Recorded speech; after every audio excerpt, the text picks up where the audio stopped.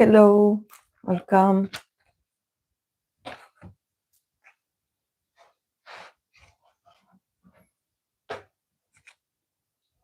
Can you hear me well?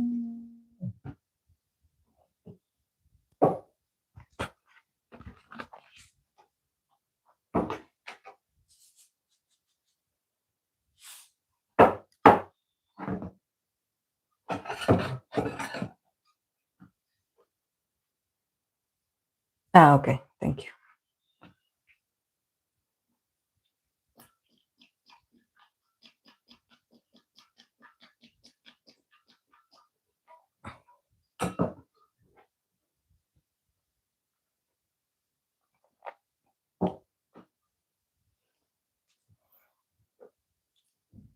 I slept. This is why my eyes are like this. I actually I slept. I went to bed very not late, but yeah, 2 3 p.m. a.m. Sorry, because I was watching on a live stream. I was watching with a group of people. Um, we were watching Train to Busan, and then the other movie was what was it? Midnight, the Korean movie. I had watched.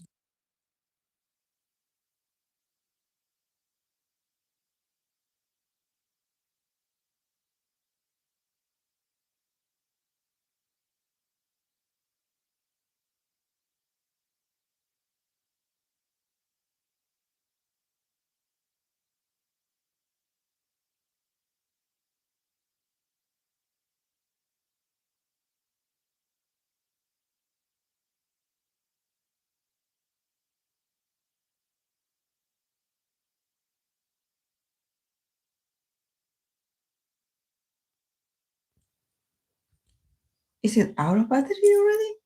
Can you hear me?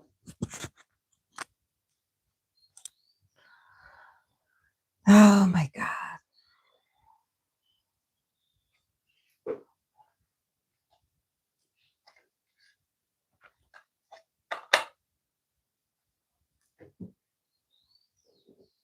I don't know what happened.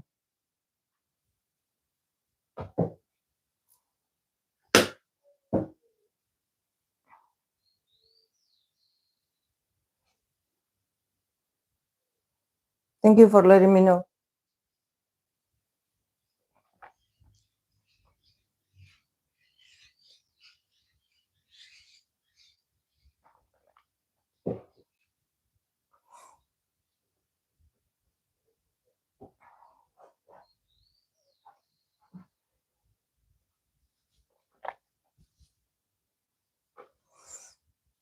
My hair is a mess, like always after I wash it.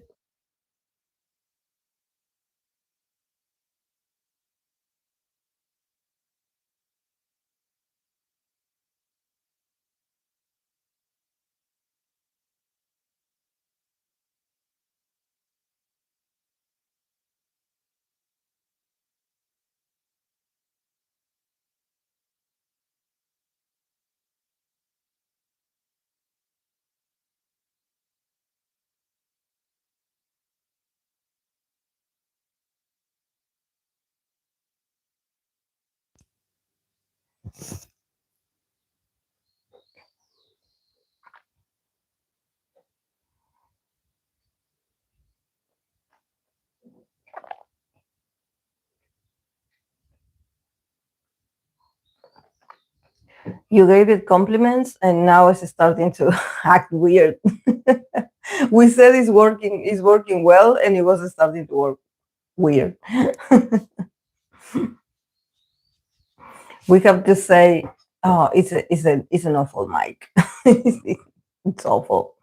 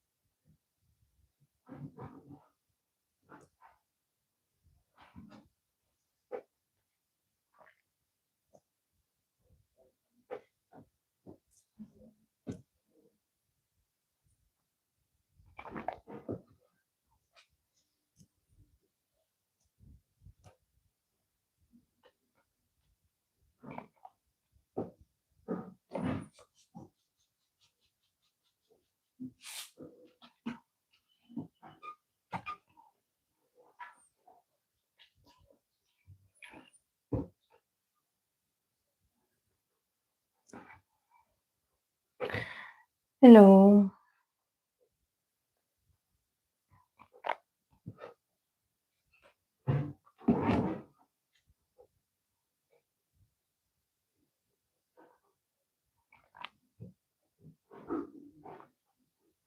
Wait, guys, I'll be right back.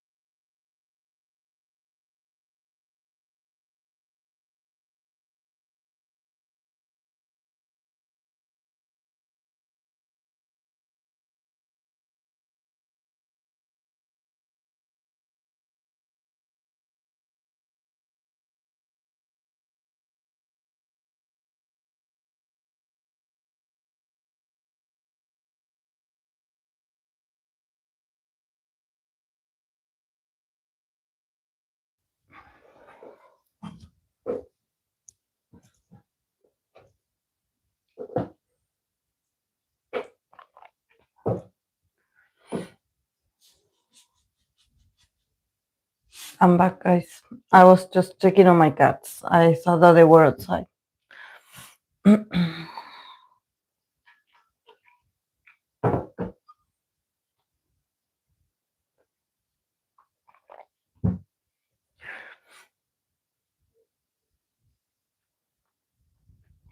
This is a live stream for K-pop. It's not for personal readings. You have my information in the description box. If you want to send me an email, I can send you the prices, or I have the link of my Patreon. Then in there, there's the readings, the tiers. But on the live, I don't discuss those things because this is for K-pop, the live streams, and the readings are already arranged.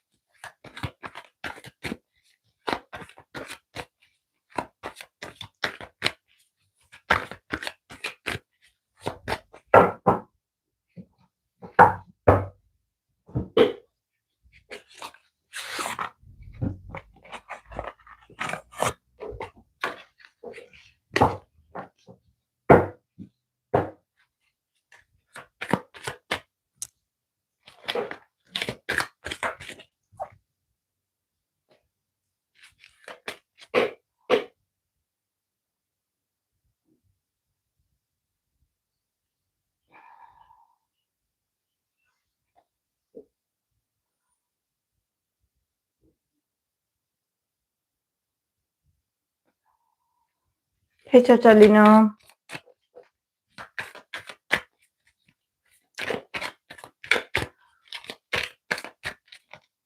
Whenever I wear something that is like beige on the screen, it looks really weird.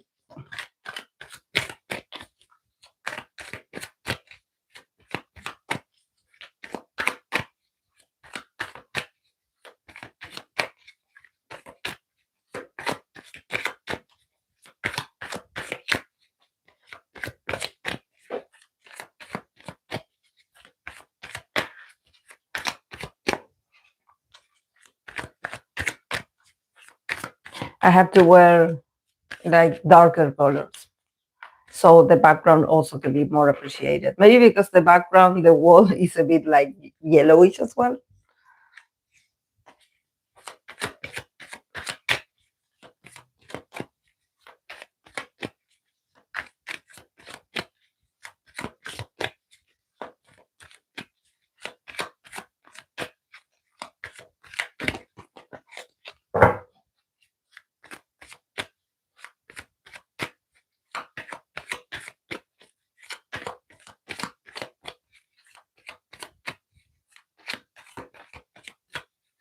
Mm-hmm.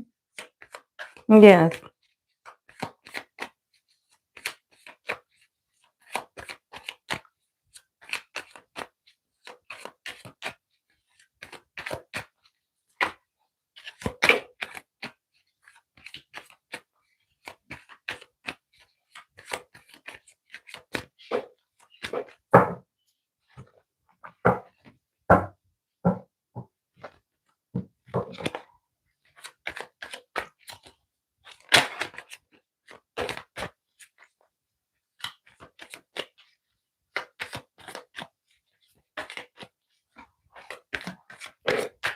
You want a reading for me, Chacha?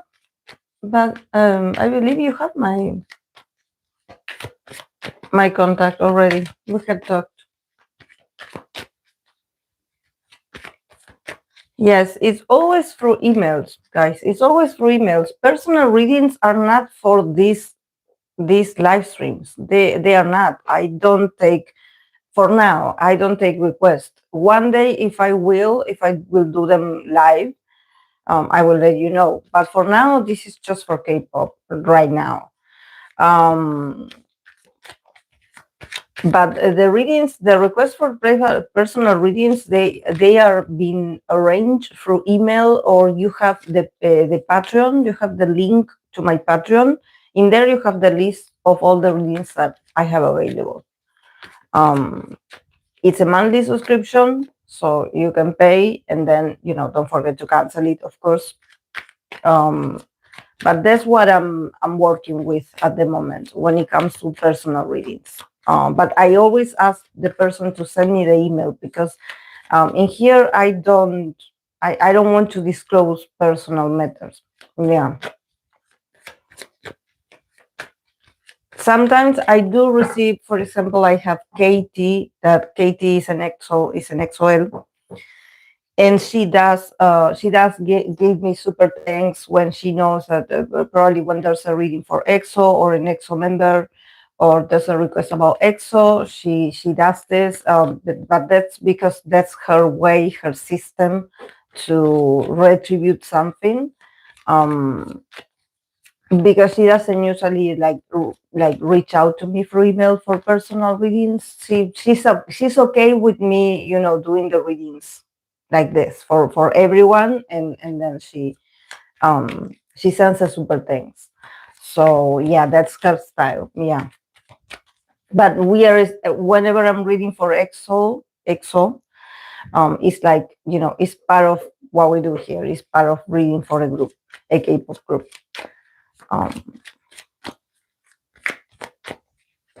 Yeah, I had been having people that they want me to incorporate a day in particular for a live stream, where you guys can, I don't know, send super thanks, or you can just send a donation, whatever you have available, and I can answer a question.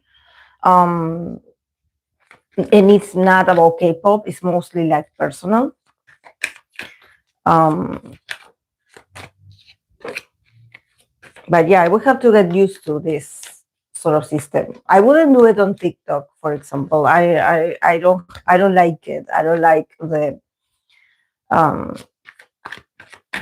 the vibe of the TikTok tarot readings. I think that is so, because a tarot reading has its processes, and I take my time to read, to shuffle, to organize um, the cards, and also I cannot read at everyone that is like requesting all the time, like one after the other and the other, and I have to check who sent me who and what, and I have to be like write down everything. So it's a lot of preparation. It's a lot of preparation for that kind of activity. But if people want me to do it, I will do it at some point. Um, but maybe not extended reading, of course not. It has to be very like a not yes or no, but a very specific reading or question.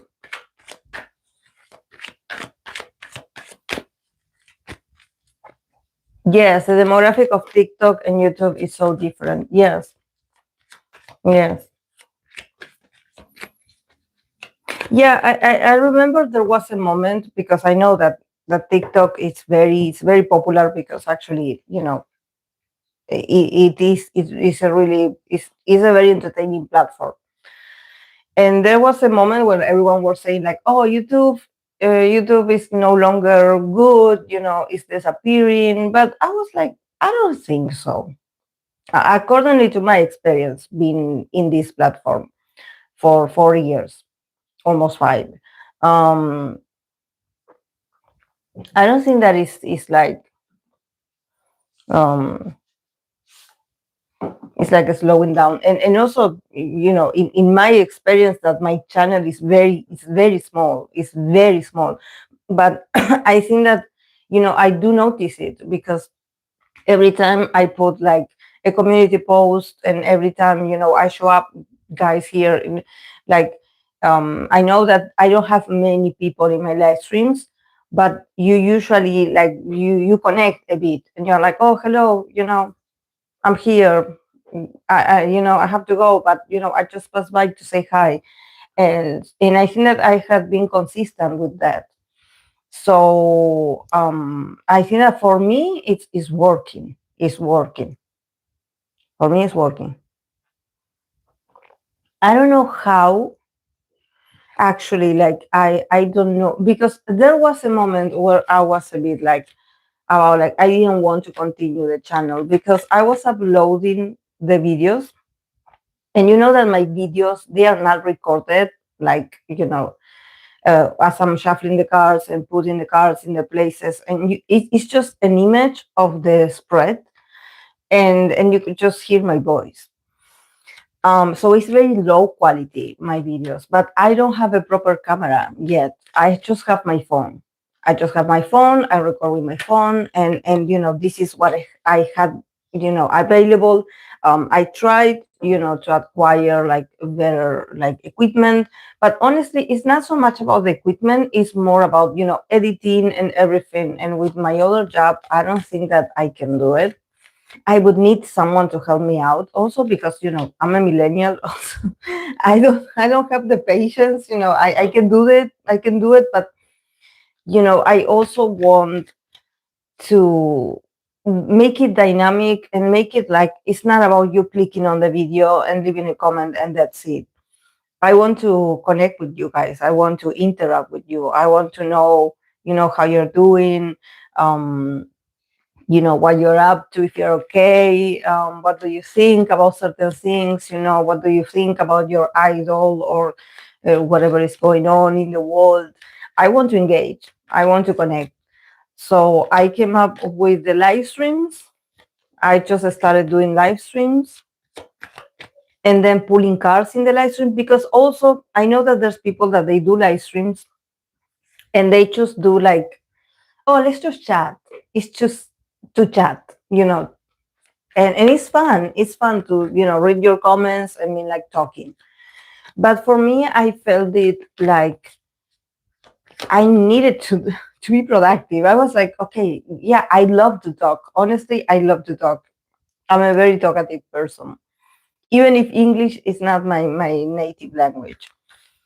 Um, we could be talking here and gossiping and doing blah blah blah blah like 3 hours, like, you know, on a row. But I was like, I want to make it, um, you know, of substance. I want to give something to the person that is watching. So how about I do the readings on the live stream, since that's what I can offer right now. And that's how I did it. And that's how I had been doing this for, I believe, of the 4 years, live stream would be like 2 years that I have been doing live streams for the readings. Um,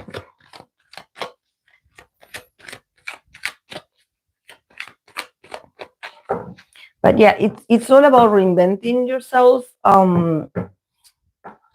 For me, like I always mention, for me, it's not about, you know, having a lot of subscribers. For me, it's more like the ones that I have are are people that continue being here, you know, when they can.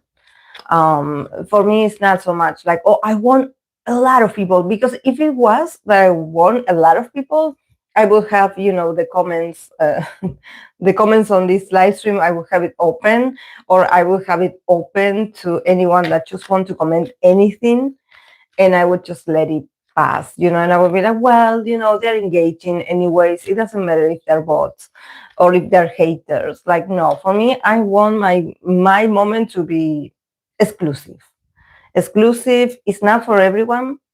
It's for like mature people, I would say, but not. It's not about age. It's more about what you look for in a live stream or what you look for entertainment. Like for me, it's not, you know, it's not about like neither like gossiping or just like um being scandalous or exaggerated. I cannot I cannot provide that, guys, honestly. I cannot. Like, I can laugh with you, I can be funny, if I don't know if I'm funny, but you know, I can have those things, but I need to have, you know, the trust that I know the people, that not that I know you guys in person, but that I know that you guys have been with me for a while. So there's like a sort of like routine with us. Um, I cannot do that with random strangers. I don't know.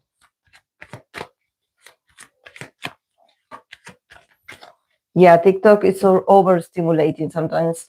I enjoy the lives. I like our conversations. It's a good way to talk about current topics related to K-pop or just everyday stuff. Yes. Mm, yes. I was too scared to comment.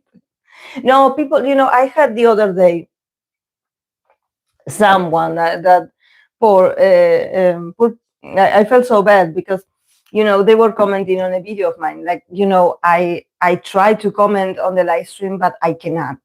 And I explained to this person, and if the person is watching, I did explain to them that it's because the comment section is, you know, for now, it has a certain filter in the sense that if you haven't been subscribed to my channel for like 4 months and up, it doesn't let you comment.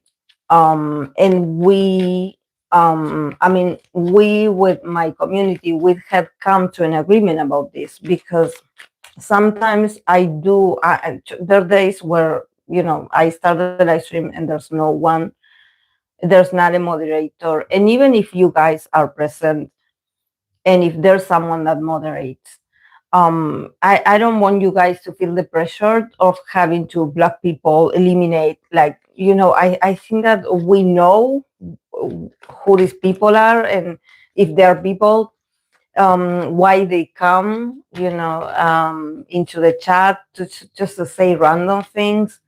And and we are also a bit suspicious. We are like, who are you? You know. Um, but it's not personal. It's not that we are blocking someone in particular.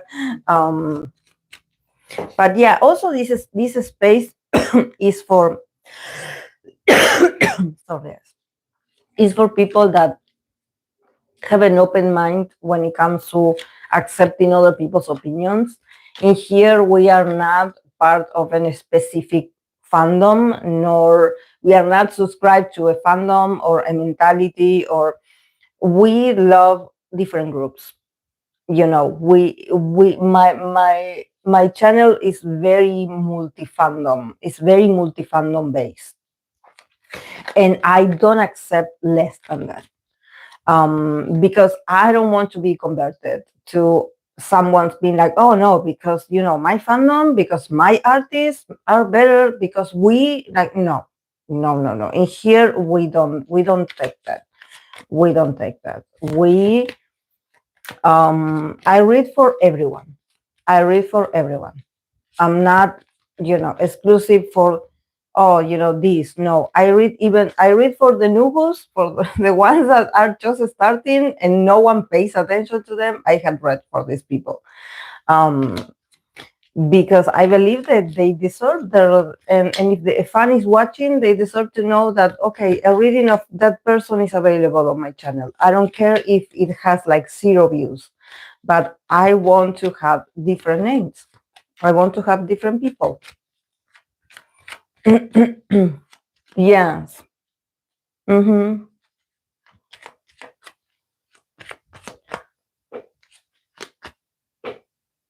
Yes, we are inclusive, exclusive community. No, it's okay. It's okay. Thank you. Thank you for commenting. Yes. Yes, of course.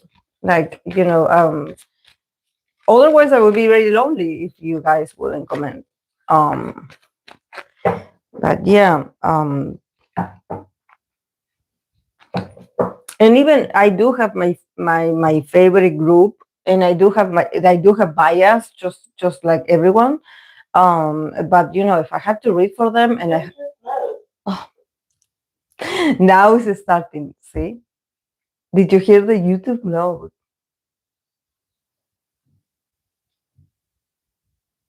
I hope it doesn't go crazy. See, I knew it was going to go crazy. I will have to, yeah. I don't know why. I don't know why that it does this. Bluetooth mode. Let's see if it stays. No. I don't know. I don't know why it does this, but it goes crazy because I think that there's something that it sort of shuts down and it restarts. Yeah, I told you it's it's crazy, and it's also so loud.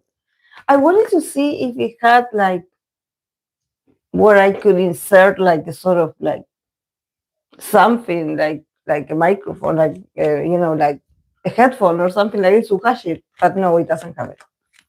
But I don't know. I think that maybe there's something that is like touching.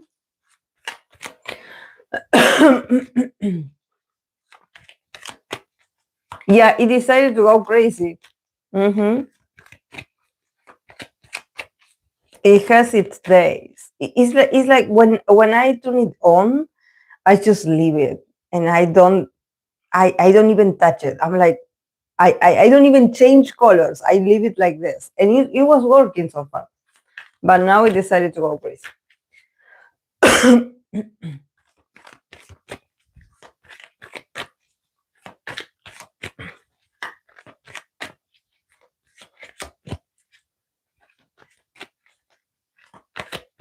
No, you know that it doesn't. It continues. I try with my other phone. I try, but it continues. It continues to say Bluetooth mode. I don't know. It seems like it's looking for something. It's like looking for something. I don't know, but whatever it is, it's not satisfied. It's not finding it. So it goes crazy. It drove me crazy. Like it's like YouTube mode, YouTube mode.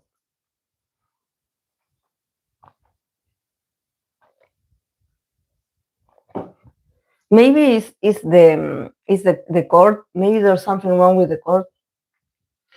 I don't know. I think that probably is the position. I will see if I can change the positions and just leave it somewhere else. Yes, it's scary. It's scary because it speaks very loudly. It speaks very loud. I'm like, hmm.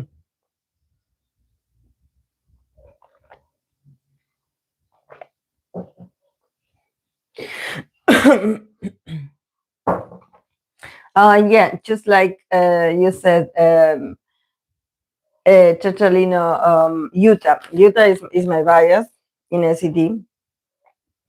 But if I have to read for him, and if I see something that I'm like, oh, okay, this is interesting. Oh, okay, like I see conflict, or I see something, I say it because it is what I see, is what is available.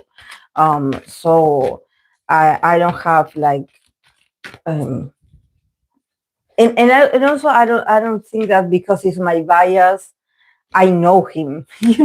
Like I don't think that I know my bias. I think that my bias in plural, like all my biases, are very contradictory people, and that's fine because being an idol, like with their personalities, I think that it must be very challenging to just do what you're told, and always feeling like you are not that comfortable with the audience, or what the audience wants of you, or the image that they think that you should sustain or present. It's tough being an idol. My bias in NCT is Mark Lee. Yes, I love Mark Lee. I love Mark.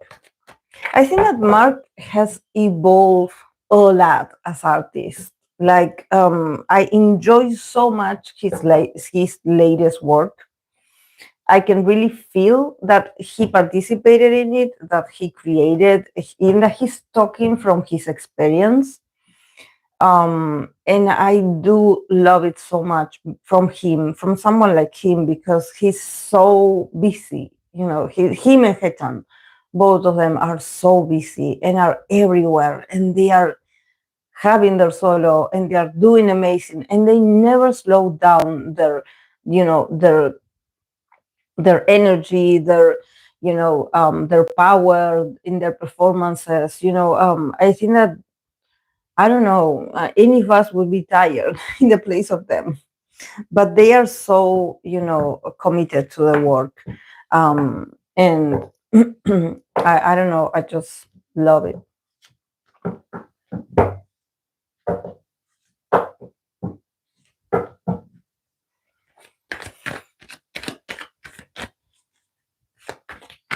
Mm. I hope they enjoy their job and don't feel forced to do this stuff.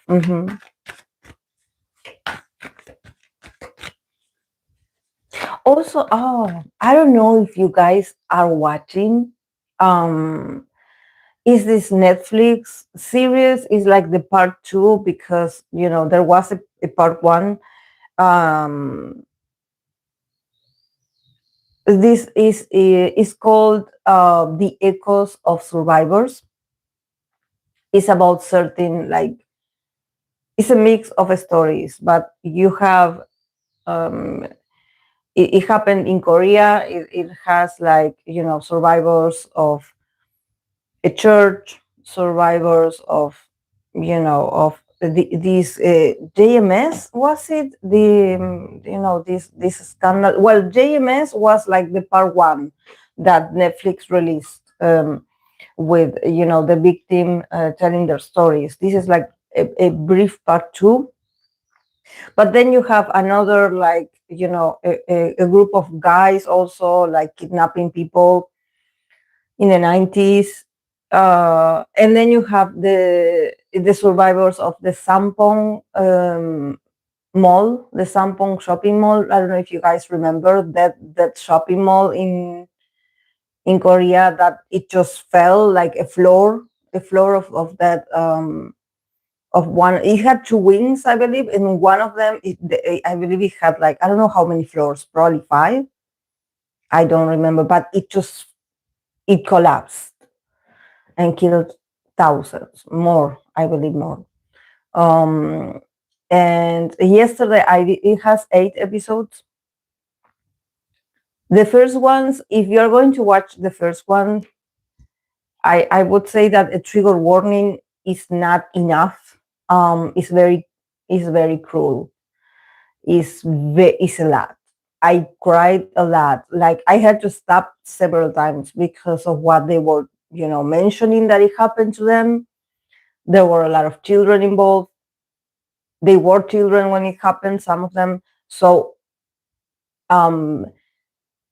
maybe if it was my recommendation, I would encourage you to maybe watch episodes 7 and 8. That is about this Sampong Mall. It's about that this is also a tragedy, but probably it's not, it's not that trigger warning like the first episodes. The first 3 episodes are very cruel, are very raw, also, like, are very honest, but it's a lot. It's a lot. So if you're not in the mood, don't watch it. Don't watch it, because it's unbelievable what happened to them. But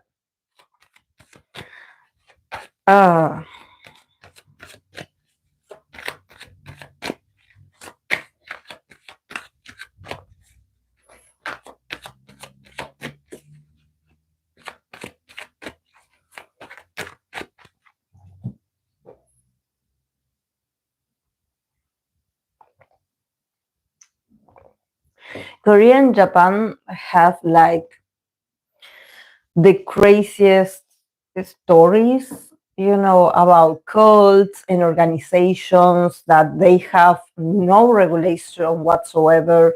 And I think that there's this problem that they have as a community, that, or they used to have. I don't know what is it now, but there's something about you do not get involved in other people's business. Somehow, if there's like, violence, or someone is being like dragged away, and they are being kidnapped, and you're like, oh, I didn't see that, I will not get involved. I don't know what happened, it's not my business, I will just continue walking. I think that there's something about them. Maybe this is why it's so triggering for a person to watch this. It's like, it's so, like, you want to scream at the TV, like where were the the authorities, where were like the adults, a responsible adult, the parents, I don't know, someone. But I think that this about the huge respect that they have for the authorities and for people. There's a few that hold the power, and then if you're not included in that, then you are like, the scum of earth. Yes, the bystander effect. Exactly, Draculaura. Hey, Hope, welcome. Yes, yes. I think that I don't know. I think that maybe this is how I feel. I'm so reactive that I would do something. I would say something, even if it's not my country. I know that I also read, about it was this person that they do these traveling blogs, and I don't know if this was like a famous YouTuber or what, but this person was sharing his experience, traveling, I don't know if it was in Japan or if it was in Asia in general, but he was sharing his point of view about, going to this part of the world. And he was like, when I first my first times that I visited the countries, every time something would happen, in the public transportation, or something would happen, I would want, or I don't know, a man pushing a woman or something like this. Even if you don't fully understand the language, you want to get, like, you want to do something. If they're fighting, if you see that someone is being pushed, you want to get in the middle and help. But then that he was like, that's because I was ignorant, about how they do things. It's like you cannot middle in, you cannot get involved, because they don't want you to get involved. They don't want you to get involved. And if a man, if you want to defend a woman, then the woman is going to attack you, or is going to, I don't know, if the police comes, she's going to say like, oh no, he started it, somehow defending, the abuser, and sort of like, being, accusing the one that wanted to help as, oh no, he was interfering. And I think that he was sharing this, that he no longer reacts, he no longer gets involved. He just looks to the other way, to the other side, because it's very much in their culture. And sometimes we think that we can make a difference or maybe save someone, but they just don't want to be saved, or they don't want you to get involved.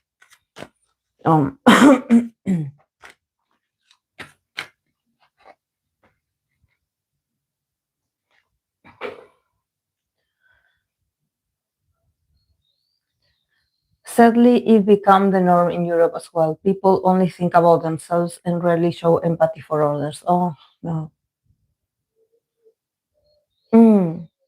Bystander effect, diffusion of responsibility. When there's a lot of people, you may feel other people will help and feel less responsible to take action. In Korea, when a criminal is a woman, only a female officer is set out to capture them. This is because women can report male police for sexual or physical abuse, and they can get in trouble. Yeah, it's very. It's just that there's like a huge. It's not a. It could be a language barrier, but it's also. It's also. It's cultural. It's cultural.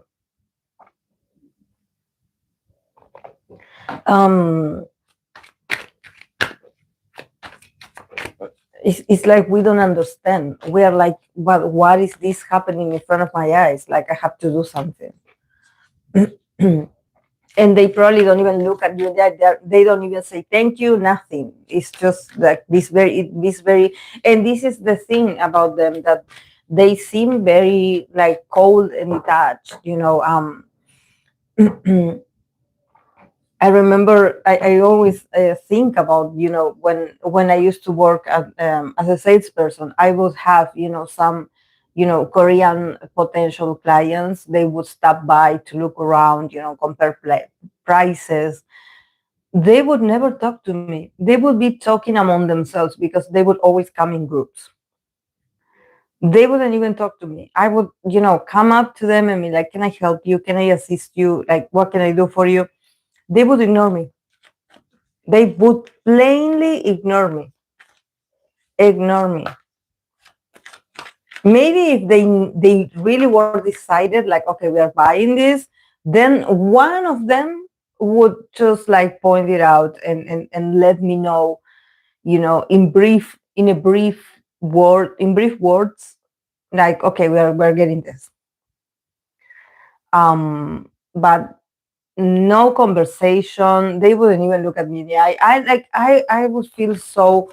I remember when I was very young when this happened to me, and I was like, why are they like this? They are so weird. Like, they are so weird, because the level of that they don't acknowledge you. It's like you are like invisible. And I don't know if it's if it's racism, if it's, like, it's because I'm not white that you don't look at me, like, um but I had those experiences.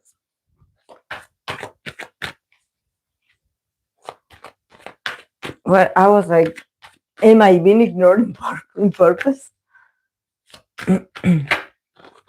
Because we couldn't have, it's not that I would be following, the clients around, but, it was part of our policy, especially if you're selling goods or if you're selling products that are expensive, you have you have to, assist the person. You have to, have it like a follow-up with them. You have to go through all the process. You just cannot be like, oh yeah, I told them this, and they are very much like, I want it, I take it. And it's not that simple. It's a whole process where you have to ask me for permission, I would say, or let me know, okay, I will go and change, or I will go into a changing room. For example, we had the changing rooms, we had, a limited amount of items of clothing that you can try. You could enter to prevent robbery.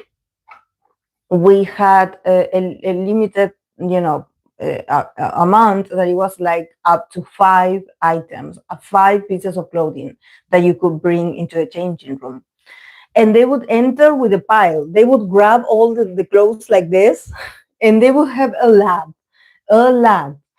Um, and I would be like, can I please have it so I can count it? And they would be like this, like, no, I want to enter, like don't touch me, like, but I need to see, like, I need to count how many clothing, like, pieces of clothing you have, and I have to see which one is which. And they wouldn't understand that. They wouldn't understand. They are very messy when they buy. There's something, at least for me, in the system that I was trained, to, follow a sale. They were very disorganized. And the fact that they were groups of people is like they would talk, they would decide among themselves what they were going to do inside the store. And I would be like, that's not, you have to talk to me. You have to talk to me. And then we also had, like, a male's changing room, and then we had, like, for the women we had another one, and they would just mix, and they would be like going around, like, with the clothes on, and I'm like, you cannot. No, it's every time I would see them, I would be stressed. I would be like, I would be like, oh no, there they come again. And they would purchase things. It's just that they didn't have, like, the etiquette, or uh, they wouldn't even, like, acknowledge the rules of the store. They would just want to do whatever they wanted.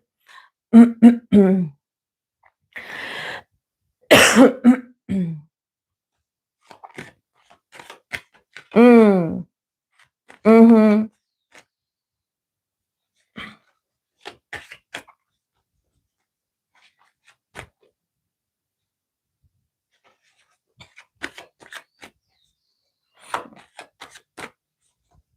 But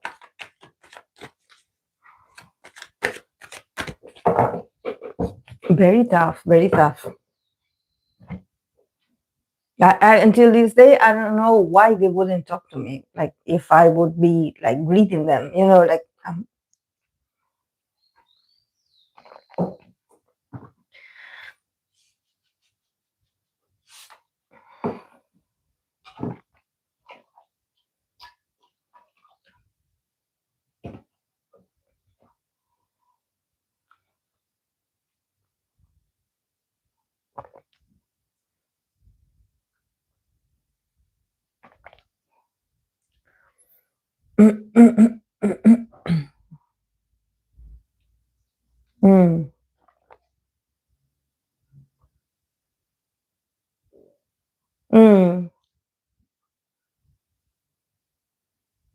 Yeah, of course, yes.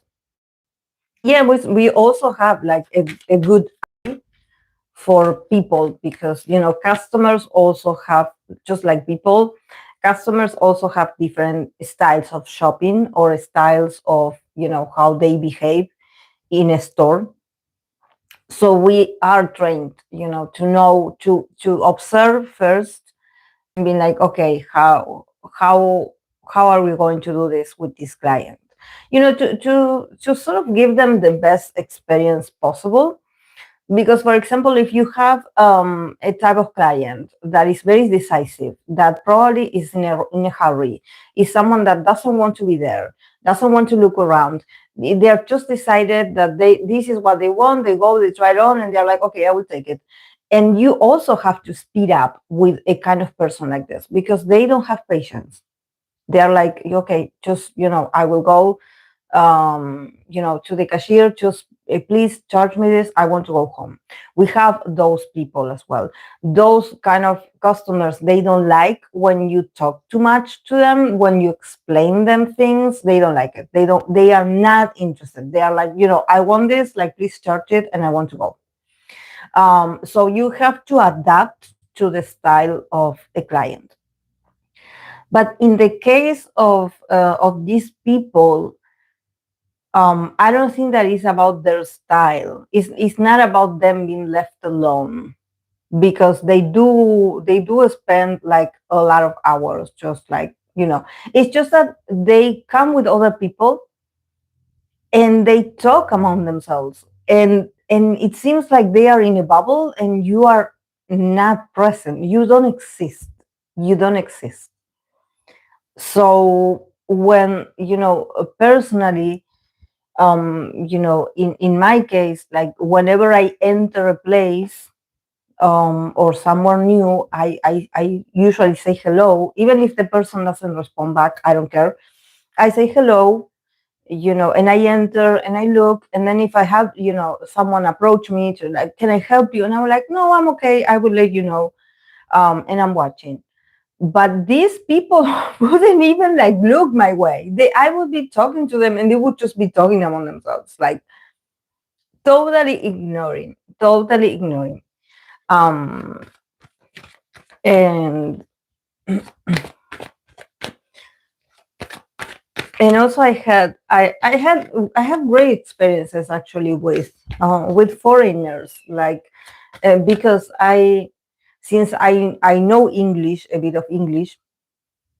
Sometimes I would have clients, like, for example, someone that is from France, or someone that is Russian, um and and they would want a specific thing. They would be looking for something in a specific, but they wouldn't know how to say it in Spanish. So it wasn't my clients in particular, but I will always like try to help, because my coworkers would freak out every time they would see a foreigner, because they are like, I don't know English, or I don't understand them. They want my help, but we don't understand each other. So I would always mediate and be like, okay, do you know English? Like, I don't know, I don't know Russian. I don't know the language of Russia, of Russians. I don't know French. I have no idea in French. What is it? So I'm like, do you know a bit of English? Type it on your phone. Show me a picture. What do you want? And I will help you. And they wouldn't even be my customers, but I would want to make you feel like you are being appreciated, that you have a need as a customer, and you probably, there's like a language barrier. I can help you. It's my job to help you, um or at least to not have you been lost in a place, um but yeah.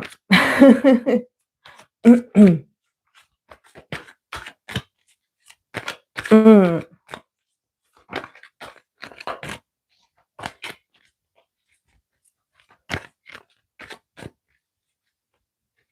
Oh, that's cool.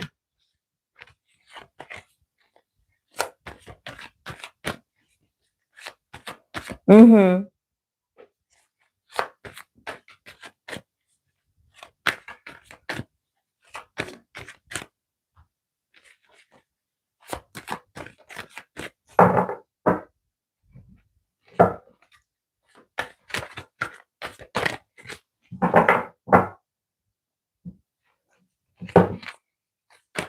It's so nice to learn different languages.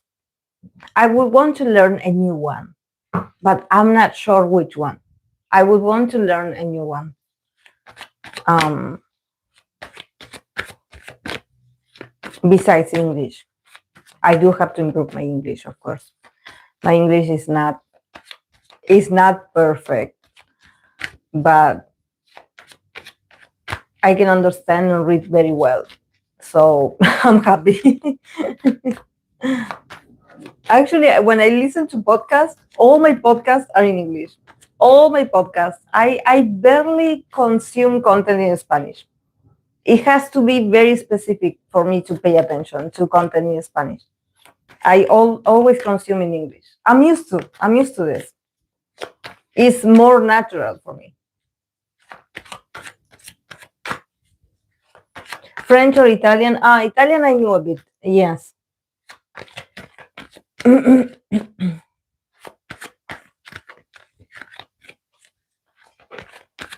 Hey Akira, I love learning new languages. Makes you learn a lot about others' culture and different songs, people, and you learn a lot from what's unusual to you. Yes, that's what I love too.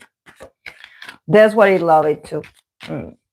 This is why I have my channel is in English, because I know that I do have some people, especially on TikTok, all of them speak Spanish, and it makes sense because I'm in Latam, I'm in Argentina, so probably Argentinian people or from the same area, they get my videos on their feedback on their feed.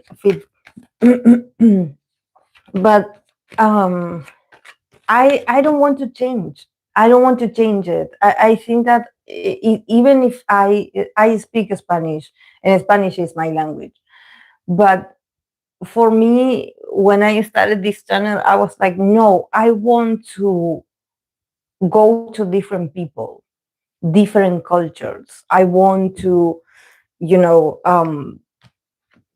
I want to connect with different people, not just Latam, not just Latam.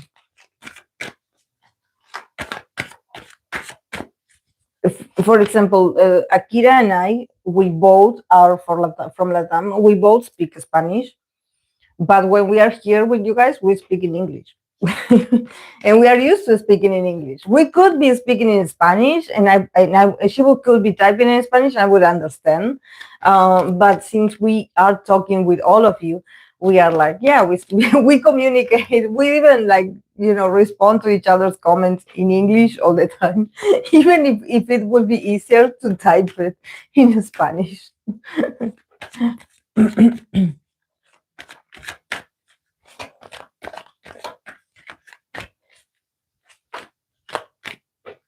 Yes, Korean is quite easy compared to Japanese. And when you see a lot of K-pop and dramas, you start to learn so much about Korean as well, and the difference between your country and Korean. Yes. Oh, after the documentary, I'm a bit traumatized, I must say. After the documentary of yesterday, no. Oh my God. Yes. I know Chinese, so Japanese for me is not hard. I want to learn Japanese. Korean is rather easy. Yeah, I love this friendship and learn from both sides, different languages. Yes, but same friendship. I can read, but sometimes don't know what it means.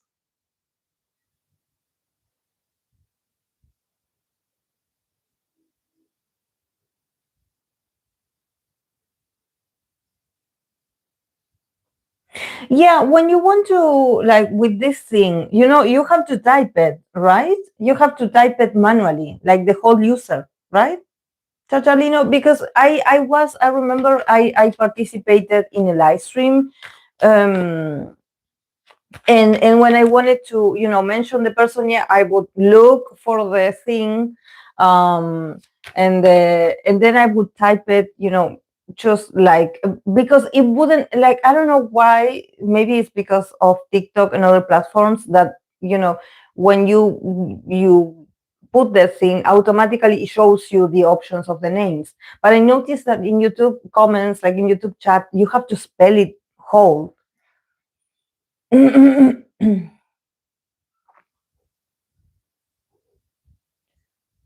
You have to type it. Yeah, it doesn't show anything. Yeah, I know. It's at least I thought that it was something about my phone, and then I tried to do it on a notebook, and it was the same. It was the same on a laptop. Like it wouldn't appear. Sometimes when you start spelling and suddenly the username appears. No, this one it wouldn't appear. Yes, it's highlighted. Yes. But I also had that question. I also wonder about that, Chachalino, because I was like, then when the person would reply back, I would be like, oh, they see it. It sort of appears highlighted for the person. But for me in particular, I would be like, okay, I did spell it. Let's see if it reaches. But yeah, like that. Yes. It's so weird. I don't know. I think that YouTube, in that sense, they should take care of that, because it's so annoying to having to type, the entire username, because sometimes you would miss. Um,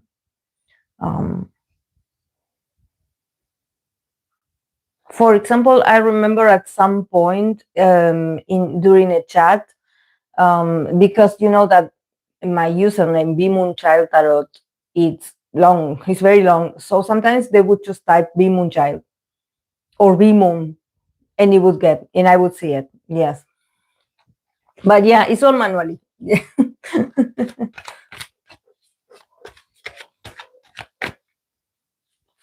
Yes, I think that French is easy when you speak. It's a little bit similar, the language, but for English, I can be a trick. Yeah.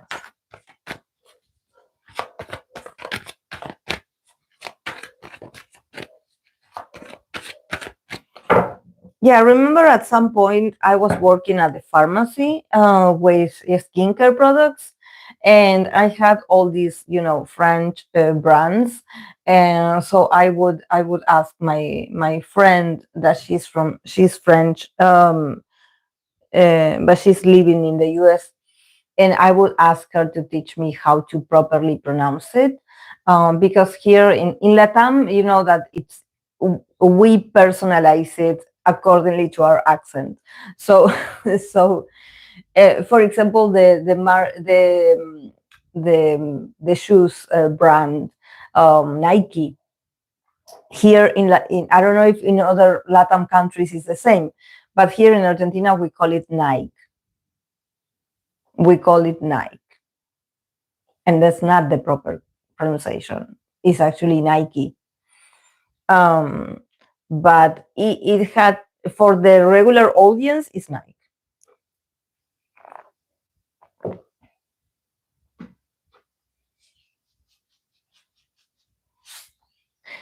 Um, uh, uh, uh.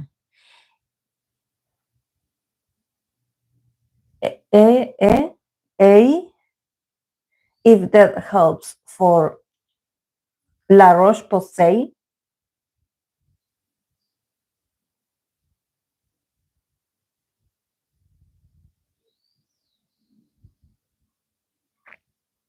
Hmm. I think the best way to learn a new language is watch some movie, series, song that you love, that you like, and then you start learning automatically, because you generally love this and become easy, if that makes sense. Yes.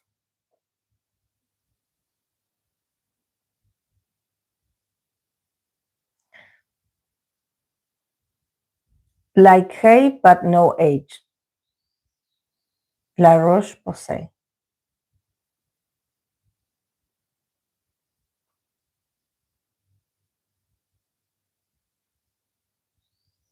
And I was laughing so hard when I realized how Americans pronounce Adidas. We call it Adidas here. How is it pronounced, Chachalina? And how Americans would pronounce it? I don't know. For me, it's literal. I read it like I see it, Adidas. But because the A, we pronounce it A. So we are like Adidas. But I know that maybe for American, it's like Adidas.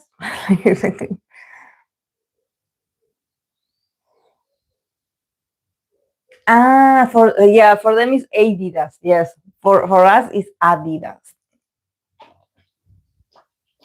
Yeah, because it's the mix of the names of the brothers. Adi is for the one of the brothers that it was Adolf, and the other one, the other name, the other brother was Dassler. Is it? That's why you have Das. Yeah, but it's German. Yeah, it's German. I love Adidas. Adidas is my fave. Yeah.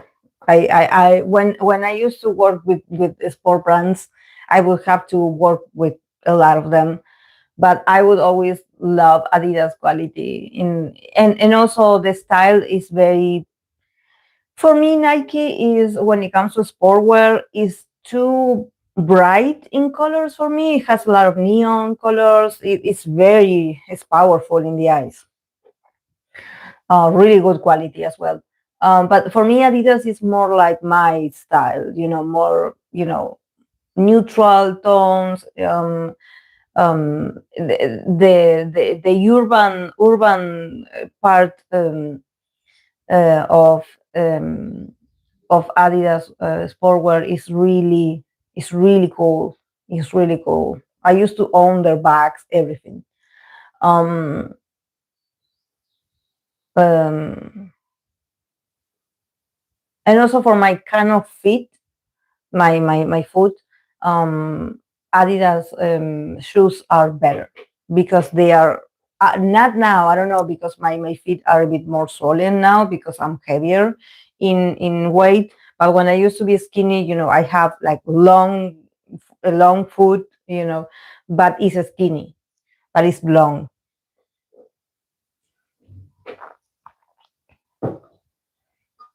Mm.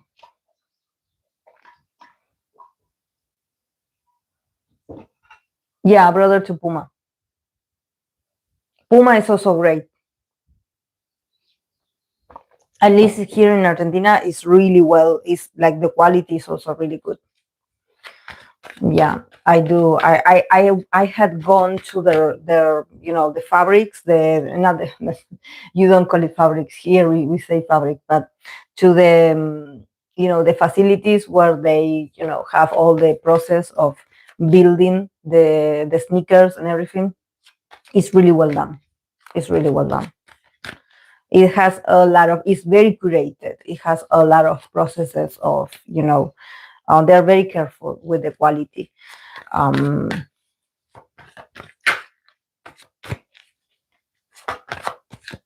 I remember when I was working with a Puma at some point, there was a promotion, and there was, first we had like these shoes that they were in, like the face of these shoes was Selena Gomez. And then I also had a BTS. I had to also help, like, decorate the store. And we had this huge poster of BTS members when they were the ambassadors of Puma. And I remember in that picture, all of them had like black hair, like dark hair. And I remember I didn't know who they were, but we had that huge picture of them promoting Puma shoes. There was a brand, a specific brand. Um, but back then I didn't know who they were.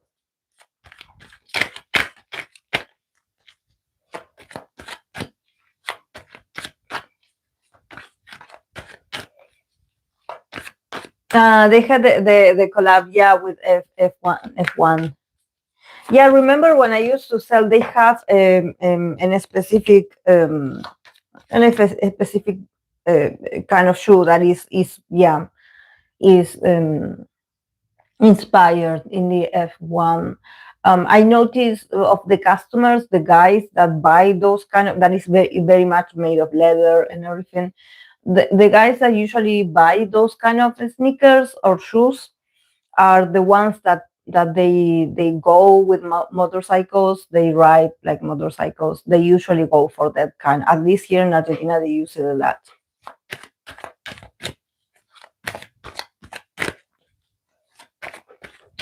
I don't know if you know Rose, but she's an ambassador and she wears them. I didn't know.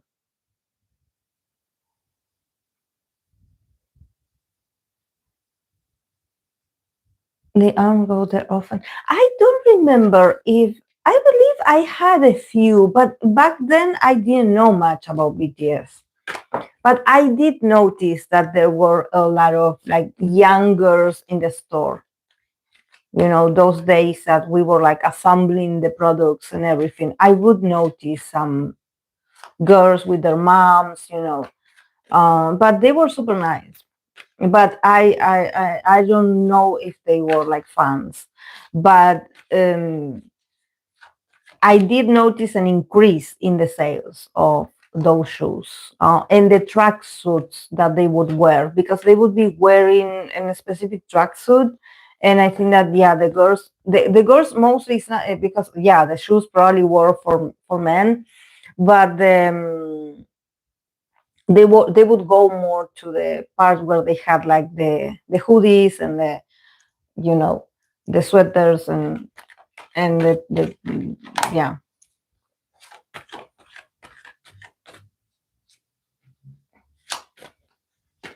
F1 is all the hype right now. Oh yes.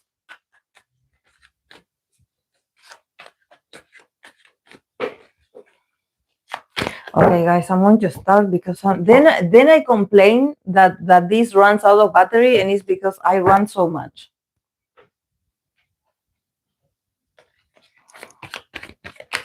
Okay, I'm going to start with. I don't have much, but yeah.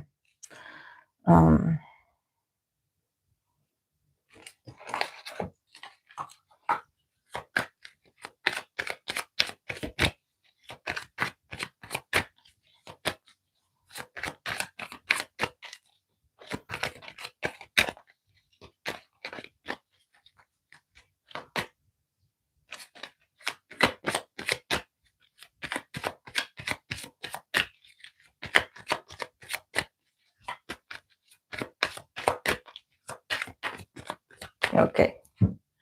I'm going to start with the legendary NCT Mark and Haechan fight back then. Let's see their point of view about this.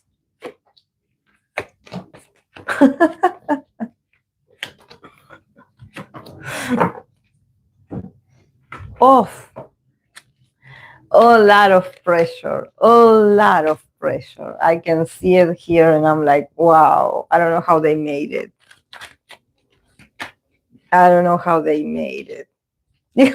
I got the tower twice. So yeah, they had to somehow, you know, something had to break or something had to be destroyed in order for them to, you know, maybe have the connection that they have today. Because the tower twice is strong. It's like this was a very on the edge kind of, it was about to break. Like for Mark, I have the Three of Cups in the tower. So definitely for him was like, you know, I'm going to be out of the group, literally. Like I'm going to leave you guys because I cannot do this. So I'm out. I'm leaving. I'm like whatever unity we have, like I don't want to. If you're in there, I don't want to be in there. For him, for Mark, it was serious. For Mark, it was like, no, no, no, no, no, no. I don't know what was. Yeah, and from Haechan, yeah, Haechan, we have the Page of Pentacles and we have the Fool. And then the connection, the Nine of Wands, they couldn't stand each other. It was like, it was unbearable. They just wouldn't get along.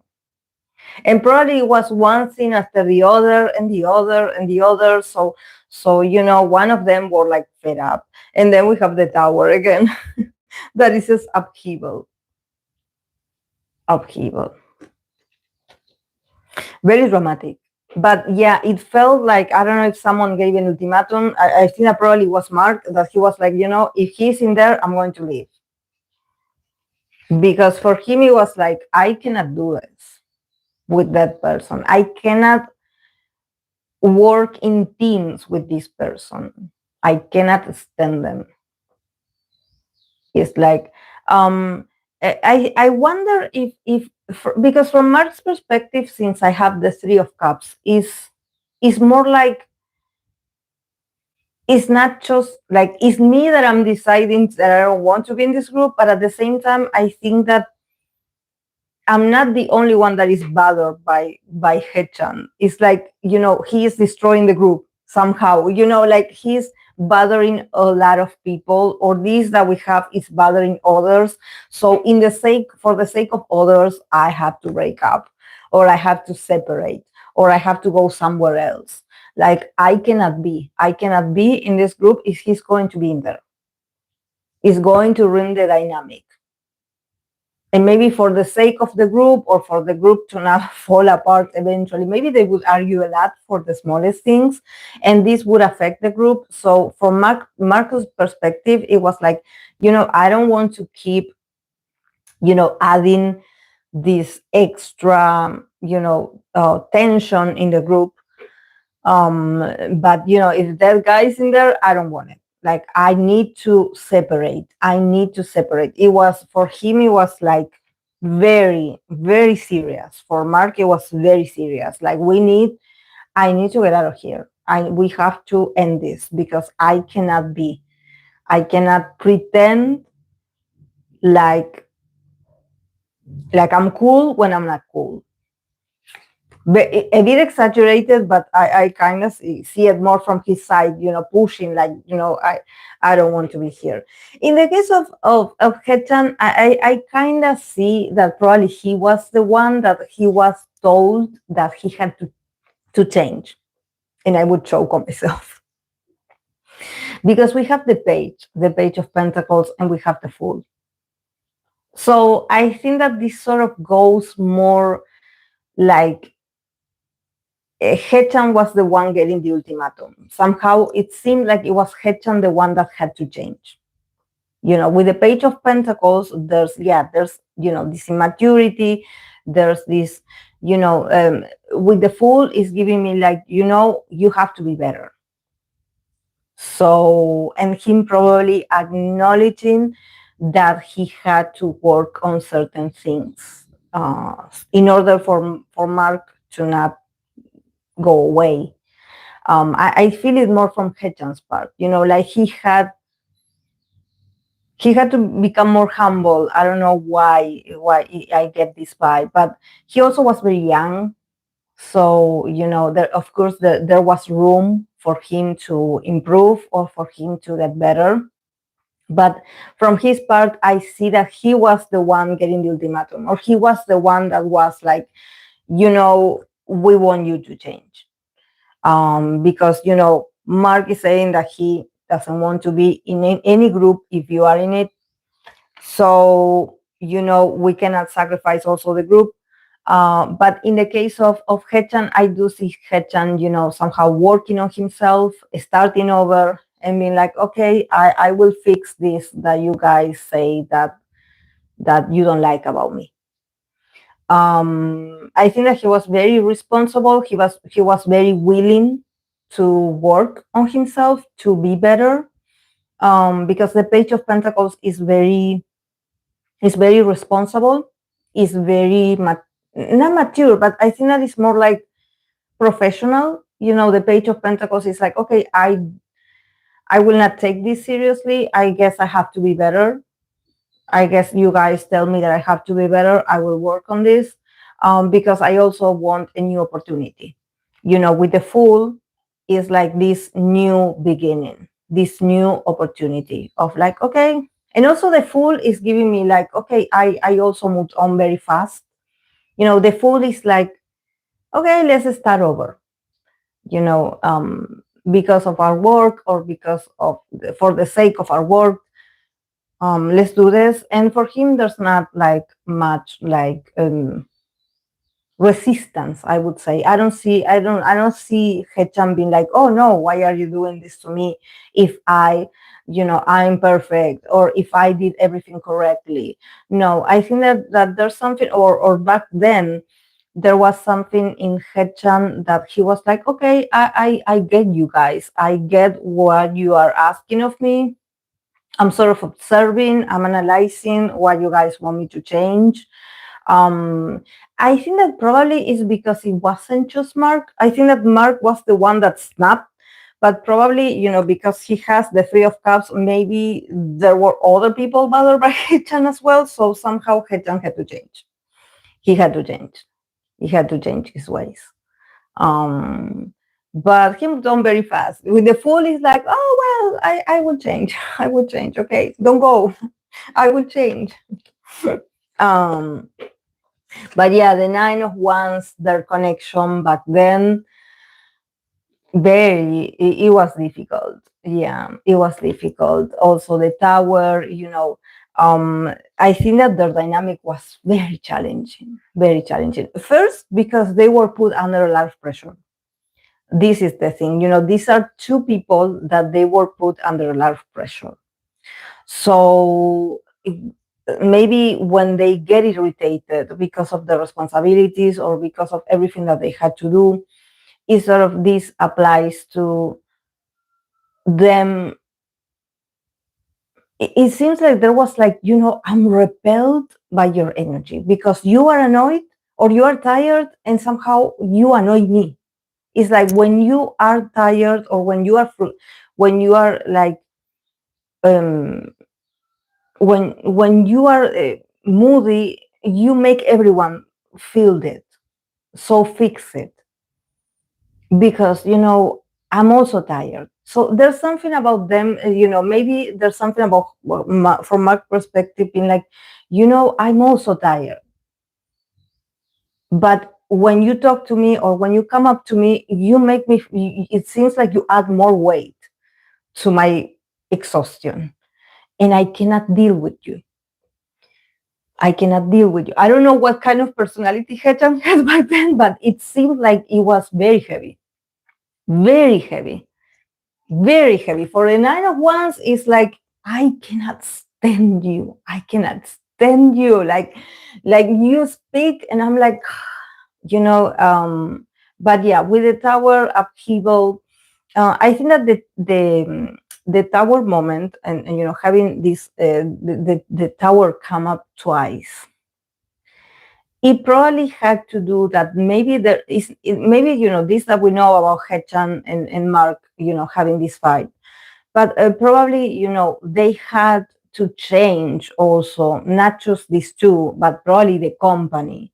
They had to change whatever they were expecting of these two guys, because the guys were overworked. There was a lot of drama. They wouldn't stand each other. There was like a heavy vibe. When you are under a lot of stress, and also you don't like the other person. So everything that they do, even if they breathe near you, you're upset. So I think that with the Tower, there was something that they had to, first, there was something about them having to balance the amount of pressure that they had on themselves, knowing or learning how to deal better with either frustration, or that you're tired, or that you're angry, or that you're frustrated, like just get along. Or just, if you think that the other person is like bothering you, just take distance. go somewhere else, you know. I think that this was with the Nine of Wands, is like, I need to stay away from you for a while. Don't come near me. Don't be annoying. I think that this was just them, just, you know, maybe there was something about Mark being like, you are annoying. You are annoying. Like, I feel like I cannot breathe when I'm near you because you are a lot.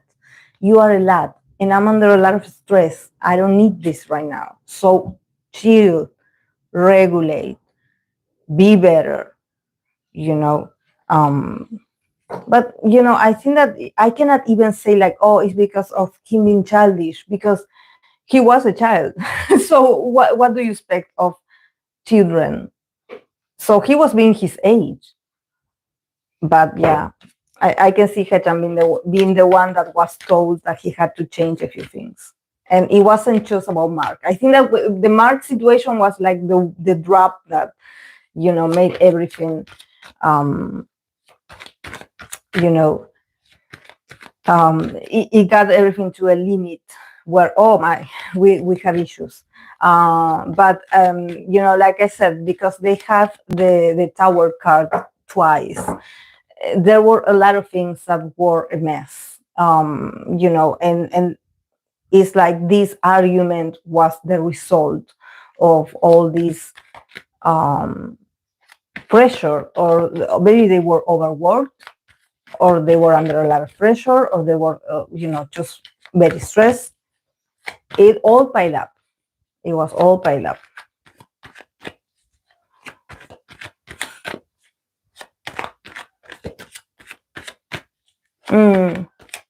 Yes. Uh-huh. Hey, Diana. Yes, I agree. I agree, Bacana.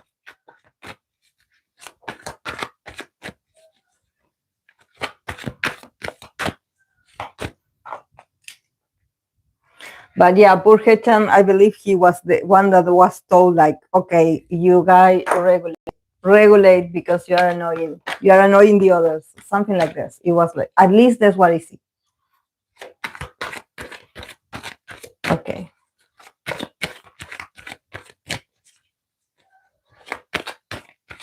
I'm going to continue with EXO Kai and BTS V. How do they think? What do they think of each other?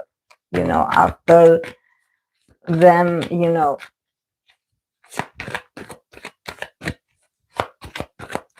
being spotted with Jennie, or being associated with Jennie at some point in their lives. Let's see what they think of each other, their perception of each other. Then I can add GD, but first I need to do a one-on-one. I cannot add free because, you know, the balance will be broken. I need to, you know, focus. EXO Kai BTS V. What?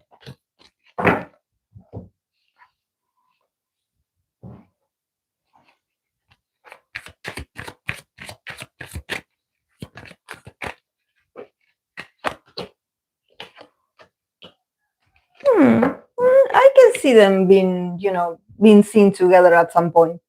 They are very, I get a lot of ones.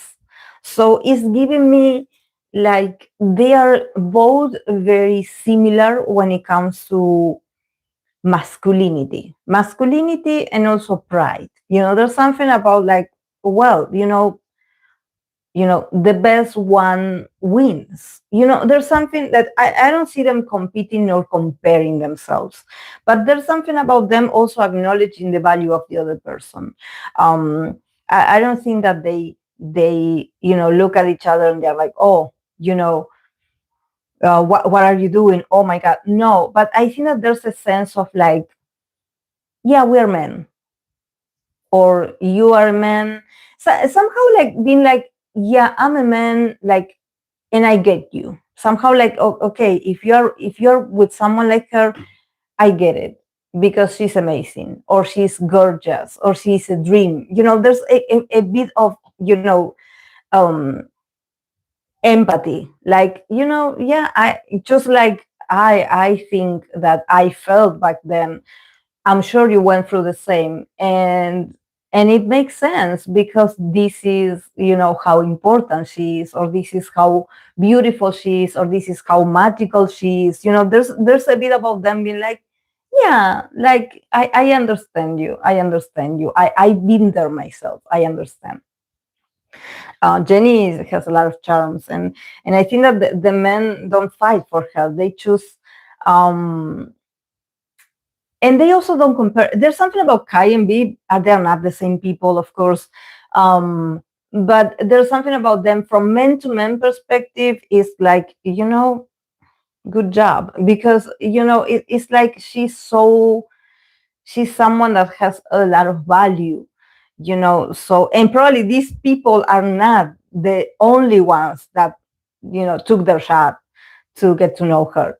Maybe there's thousands that we don't know of, you know, that actually were rejected. But there's something about them acknowledging, you know, from men to men perspective, it's like, you done well. Yeah, two fine cups. Yes. Yeah, there's a sense of, you know, and I don't want to say men, it's more like gentleman. It's more like gentleman, you know, not men, because if I say men, it sounds like rigid. Um, yeah, from Kai's perspective, the lovers and the Knight of Cups. So for him, I honestly think that he really likes B. He really likes B. This is why I'm like, you know, are they, I'm sure they have people in common, but there's something about him reaching out to B and being like, you know, like, we are cool. We are cool. Like an invitation. With the lovers, I think that also from Kai's perspective, he's not like, you know, I think that if people are like thinking like, oh, he must be paying attention, he must be jealous, he must be thinking of Jenny. No, no, no, I don't think that, um I don't think that he wants to go back to that. You know, I think that it was an instance in his life, but it wasn't that deep. It wasn't that like, oh my God, I'm still stuck in the past. No. And about B, you know, with the lovers and the Knight of Cups, it's like, you know, I would love to meet with him again and maybe have a friendship. Maybe have a friendship. Because I think that probably, you know, there's a lot of love for from Kai to B, so maybe they are close, you know, maybe they are close.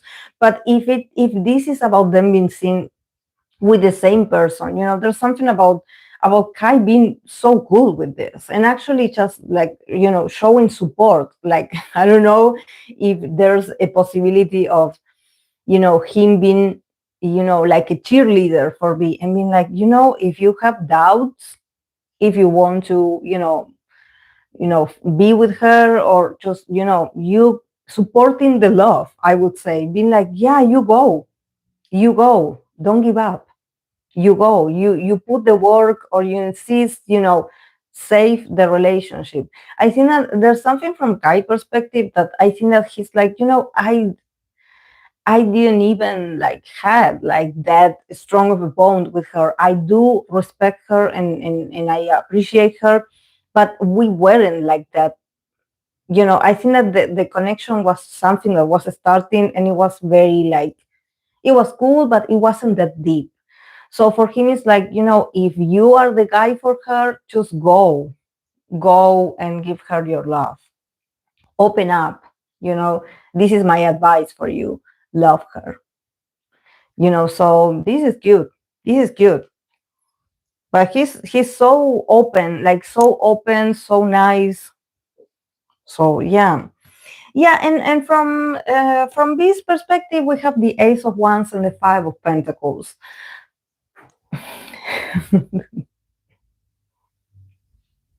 Yeah, from this perspective, I could see that he kind of compares himself to Kai and others. You know, there's a bit of lack of self-esteem from B's part. And I'm sure that if you're a fan of B, and you know, we all know B, he's beautiful, he's perfect, he's handsome, but there's a sense of like, you know, I think that I wasn't good enough. You know, there's something that he felt like he failed to give her. And with the Ace of Wands is this, again, you know, coming from his masculine self. So I wonder if him as a potential lover, if he is like very possessive. I wonder if he's someone that, you know, the person that usually they, you know, they don't want you to talk about your exes, or they don't want you to be friends with exes, or they would prefer, you know, for you to not be friends with your exes. He's very possessive, you know, and I think that with the Five of Pentacles, there's something about like, I kind of felt insecure about you a bit at some point. I kind of felt a bit like if I would compare myself to you, I don't know. But it was more from the perspective of a man, you know, like, oh, you know, I don't know. I don't know what I don't know.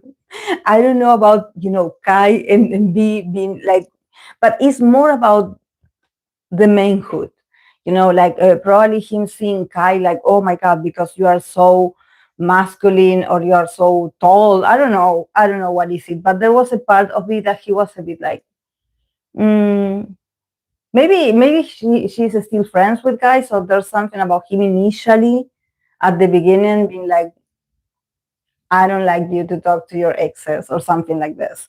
Um, but yeah, there was a bit of insecurity in there.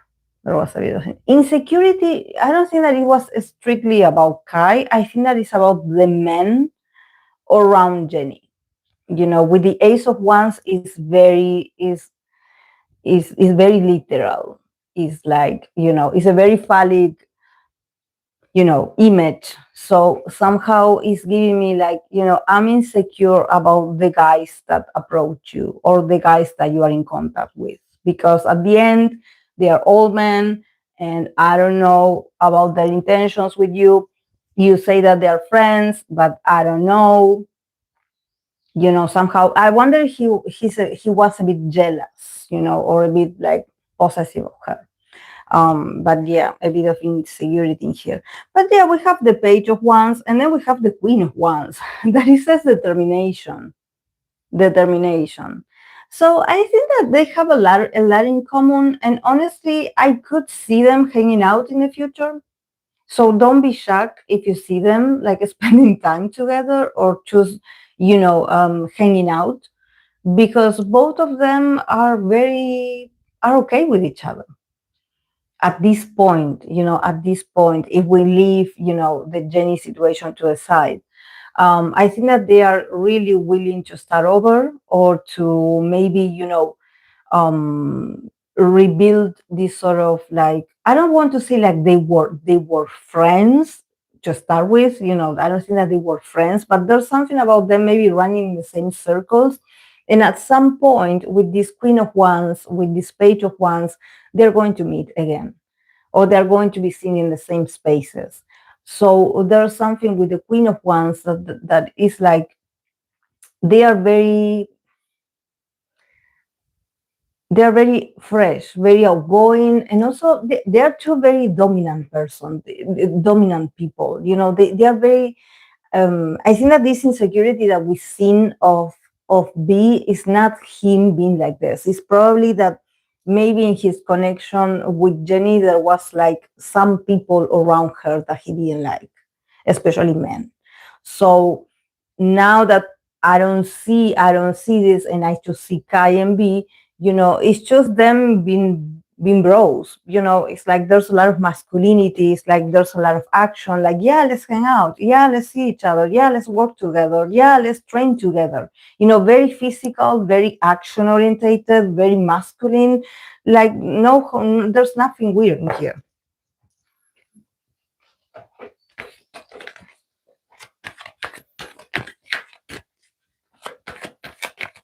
Mm. Yeah, it seems like he's a very jealous person. Yeah. I don't want to say jealous, possessive. He's a possessive. He's a possessive man. I do see it. Yeah, because with the Ace of Wands, it's like, you know, it's not Kai in particular. It's any man that approaches her. Yeah. He's not cool with that. He's not a person that he's like, oh well, because we're all buddies, and I also have friends, of the opposite sex. For him, it's like, no, that's you know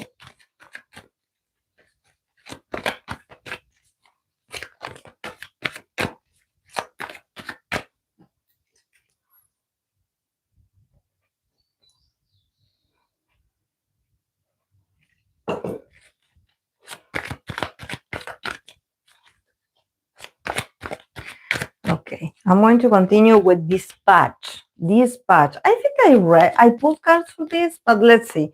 Dispatch. Do all the couples they reveal are actually real?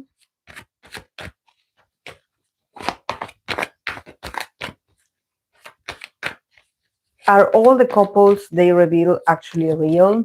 Let's see. Dispatch. Are all the couples they reveal, are they real?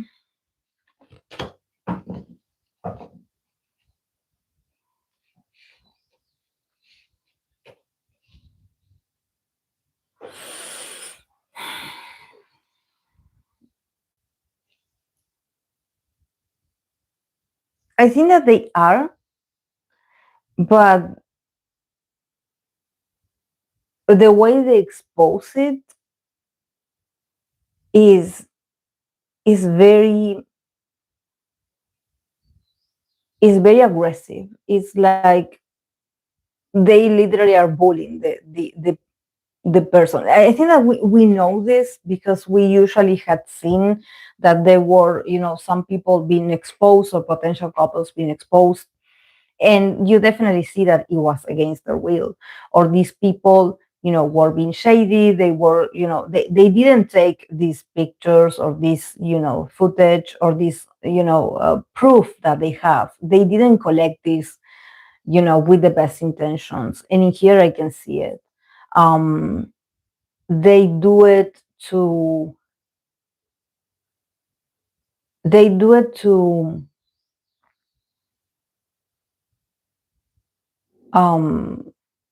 blackmail big companies, or maybe even the government or the police. It seems it is all to, it's not about the person that is being, mentioned. It's more about like, I want to attack this authority. I want to make them feel like they are losing control, or that we have them under our, we have them. Because we have the 10 of Wands, 8 of Swords, and the Emperor. And then we have the Knight of Wands, that is adventure. For them, it's super fun to do this. They actually, I think that it's like, for them, it's like going on a hunting. For them, it's like, oh, this is great. When they have like a potential lead, or they have a potential rumor, they go on a hunting. They go on an adventure. They are very fast, very quick to react, very quick to follow. To follow the tracks. They are so. But I think that they do it. They do it to oppress these authorities. They want to blackmail these big companies. They want to blackmail them. They want to have them in their post. They want to, be like, oh, you will not get rid of us. We will control you.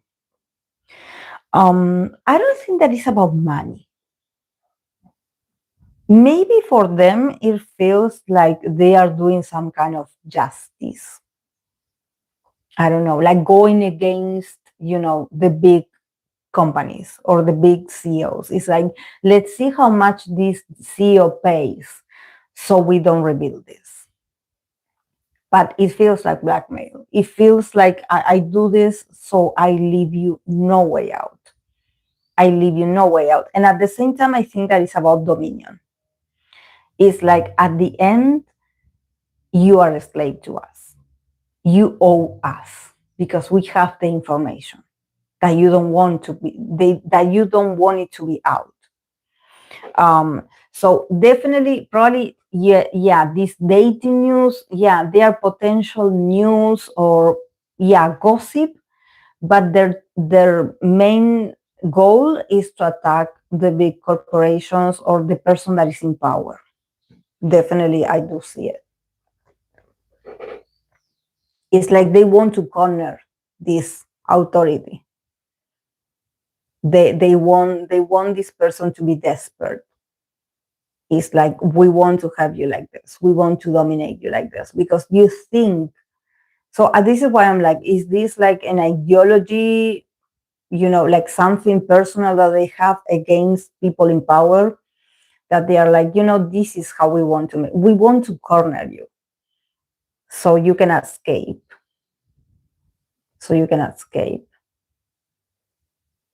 So we can show your flaws, that you are actually not that influential. We want to be your nightmare.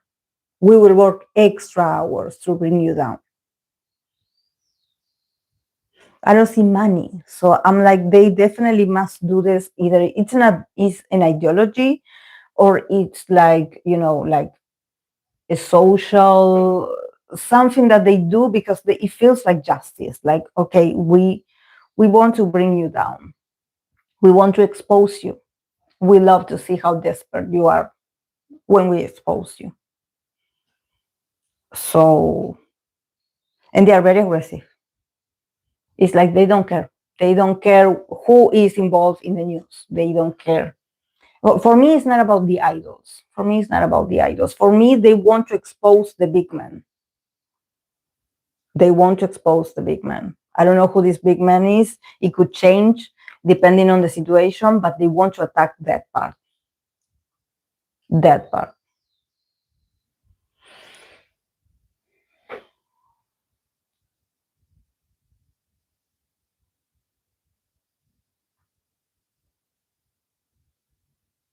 Mm-hmm. Yes, sounds like hackers, but just like, yes, it sounds, this is why when I first, started reading, I was like, it sounds like they are like bullies, like, but they are not bullying anyone. They are going after the big people. And since I don't see like, money, or I don't see like a retribution, like because it's not that they want this person to pay them. It's more like, we're going to do it anyways. We're going to release it anyways. It's just that, we love to have you all freak out. We just love it. We love to see you cornered because that's what you are. It's like, if it feels like, a former employee that wants to take revenge against their former employer or their former boss. So it sounds very revenge-like. This is not about money. This is about bringing you down, and your people as well.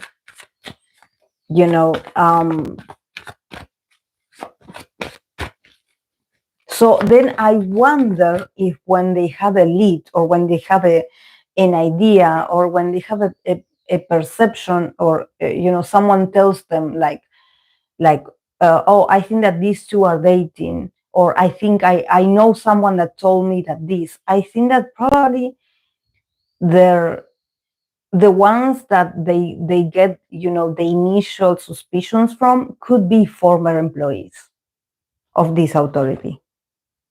It could be former unsatisfied or not former employees or staff that are very dissatisfied, or that they are very fed up with the way this person or this company or this politician runs things. So they share it with dispatch. And then dispatch advances. Then they go on a hunt with that lead that they have.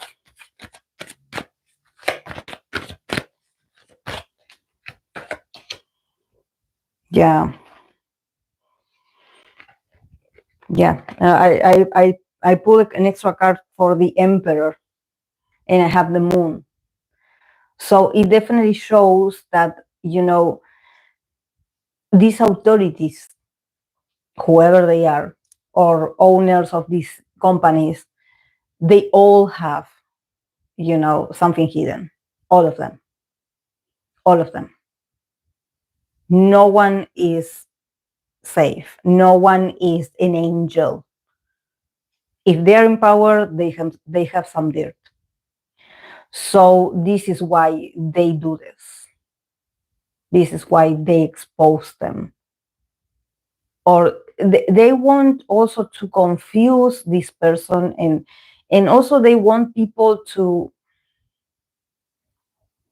realize, that maybe you think that this CEO is so cool, or this politician is so cool, or this person in power is so cool, but no, they do dirty things in the shadows. They do dirty work in the shadows, and they want to expose that. They want to expose this. What you think, whatever company, enterprise that you think that is guilty free, no, they all have something hidden. All of them. And this is why they want to, this is why I'm like, could it be that the ones that send the lead could be the oppressed? People that feel that they have no way out, or that they are being treated disrespectfully. They are fed up. They are tired. They cannot take it anymore. There's a sense of desperation. And with this desperation will work.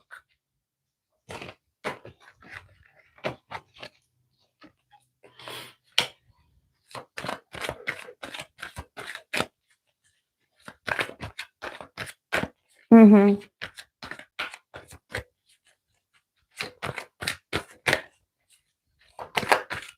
Because I think that what these people want to do is like, we want you to see, maybe it's not just like, I think that the Korean people, they know that, celebrities are not perfect, that they are being mistreated, that, there's a lot of, cruelty and, a lot of unfairness. But probably they do this more now because they're like, the world is watching. And somehow we have a lot of, maybe company stands, or maybe, people that they are so blinded by their idols, or the pretty faces, or the pretty environments, and this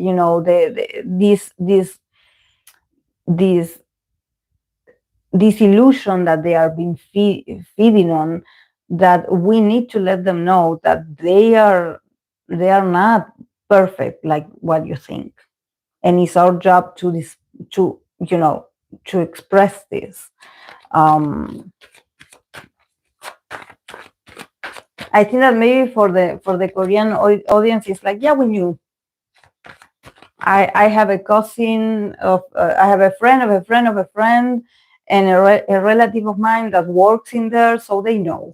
They know that this has been going on for a while. They know that this is how they are being treated like this. They know that things are being made up. They know that they lie about these things. But it's like they want to see the big man fall, the one responsible. It's like they are not as humanitarian as you think. They have a lot of dirt.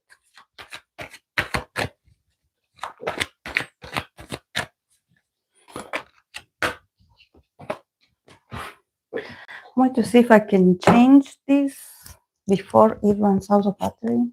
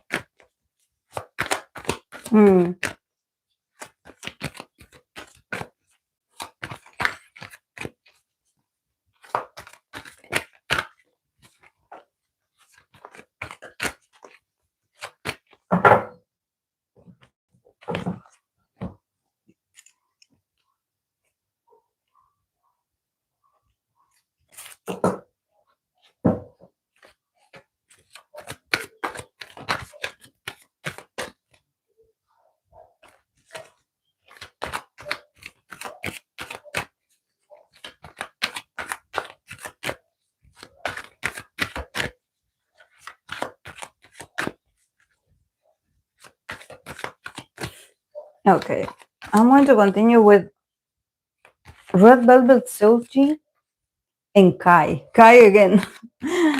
This person, I believe they were mentioning, or was it you, Bacano? I believe it was one of your recommendations.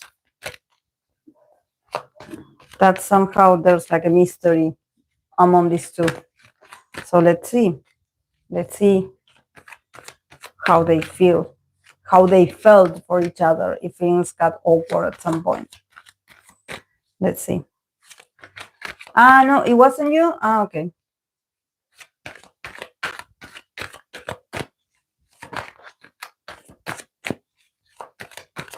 I don't know why I thought it was you.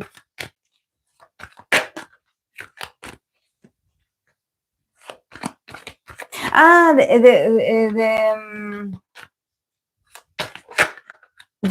one that it was you is the one that I picked of the ones that you sent. It was IU and Taeyeon. Yeah, that one was yours. I'm looking at it and I'm like, I did write down something that was yours.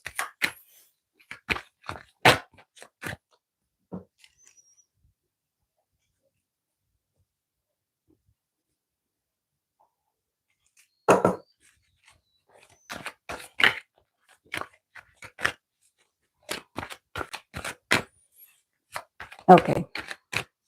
Red Velvet Seulgi and EXO Kai back then.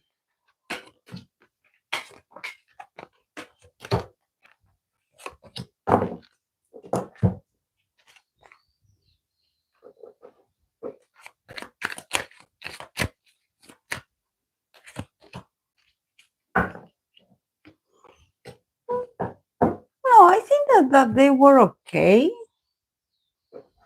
I mean, back then we have the temperance and the two of one, so it was like them having to do a lot of activities together. But yeah, from Suji's part, we have the strength card and we have the Knight of Cups. And then from Kai's part, we have the Queen of Swords and the Eight of Swords. Was he in a relationship when this happened? Because I see someone that is not Suji, but I see someone that he was attached to someone or he was dating someone back then. Or someone was like ruling his life, like he wasn't free. He wasn't free. Then we have the Temperance and the Two of Wands planning. I mean, I think that from her part, they could have been a bit of interest, but it's very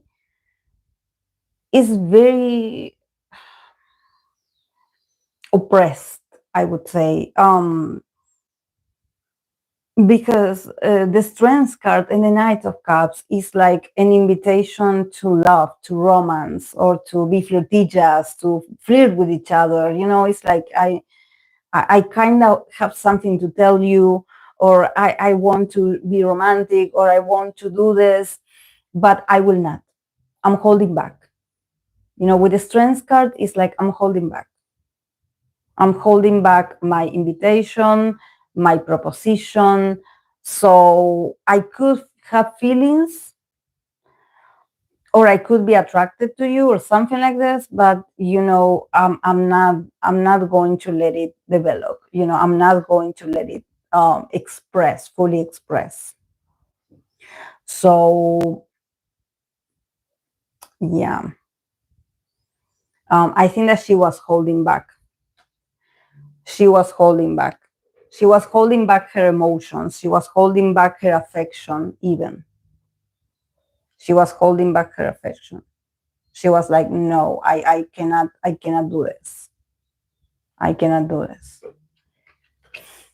But I feel her very restricted. Like, no, self-control. Don't be obvious, self-control, something like this. And from his part, yeah, with the Queen of Swords and the Eight of Swords, he was with someone else, or there was someone that was like ruling his life, I would say, because the Queen of Swords with the Eight of Swords is giving like someone being like, you better behave. You better, a very controlling partner, someone that is like watching. It's like, you better behave. You better, I better do not catch you acting cute with someone of the opposite sex, because I'm watching you. The Queen of Swords is like, I'm watching you. So he didn't have permission, or no, he couldn't move. He couldn't do anything because this woman was ruling his life, basically. She was telling him, like, you know, don't act cute. There will be consequences. So, so but I think that their connection is okay with the temperance and the two of wands planning. Is like they, you know, their connection, or maybe is like their work was flowing anyways. You know, with the temperance, it's like, you know, even if things are awkward, we will make it work because we are professionals. But with the temperance, it's like, you know, I think that none of the parts were like in a relationship. No, you know, no one made a move. No one was like, you know, like, oh yeah, I'm going to let you know that. No, there was a lot of restriction. There was a lot of respect. You know, I see other people involved as well. So I think that it's like, you know, we better, with the temperance, it's like we better do our job. And maybe also, you know, with the two of wands, with the card of planning, you know, there was something about a part of what they, if they work together, it was planned by others. You know, it's not that they wanted to see each other on purpose. It's just that maybe, you know, there was someone jealous, there was people, you know, assuming things, but I think that they were cool with each other. With the temperance, it's like, yeah, this is awkward, let's balance this out. But at the same time, with the two of wands, it's like this is already planned. So somehow, if we have to act a certain way, is because we were told that we have to act a certain way. So there's not like an internal, like something personal. It's just that I see them both, from both parties, maybe not being genuinely friends, or just, you know, I think that they had the potential of being the closest of friends, or yeah, maybe being good for each other. Honestly, I could see a bit of compatibility, but I don't know what was going on with her back then. You know, the Knight of Cups and the Strength card is something about herself, like holding back her emotionality. You know, maybe she wasn't also in the best of moods. Maybe she was worried. Maybe she was like also taking care of her career or her mental health. You know, she wasn't being like 100% herself. She was holding back. Um, but I could see them actually having the potential of being really good for each other. It's just that, you know, there were people here for Kai. I see, if someone knows if he was dating someone around the time, please let me know, because I don't know if this is Crystal. This could be someone else. But very demanding, very like, you better behave. I'm watching you. So yeah, they did what they could.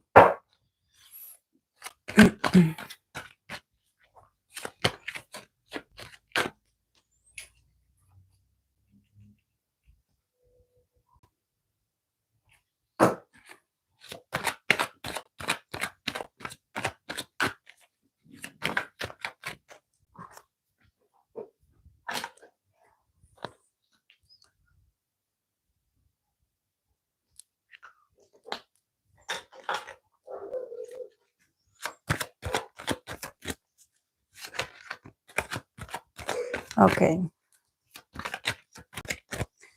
I'm going to continue with IU and Taeyeon of SNSD.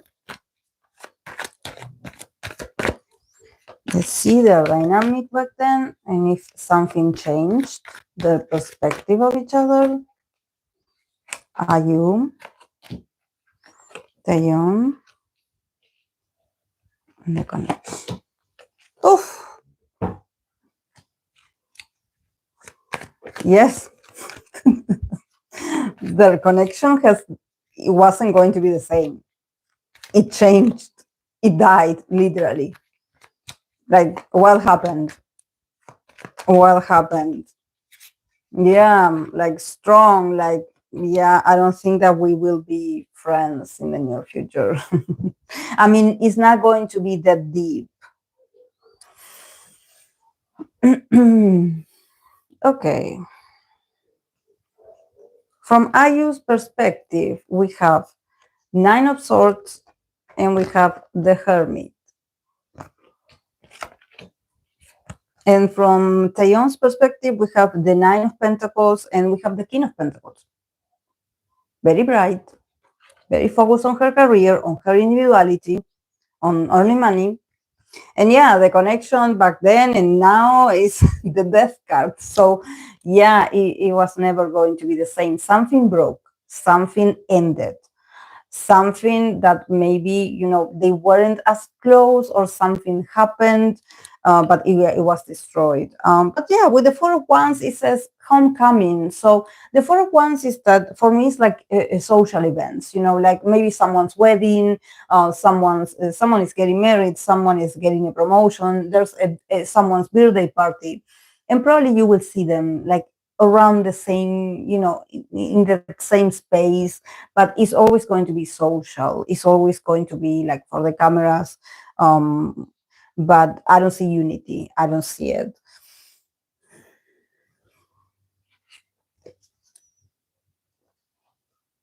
The one that I see like back then, that probably was the one that ended, if there was a potential connection or a friendship, I think that it comes from a use part. We have the Nine of Swords and we have the Hermit.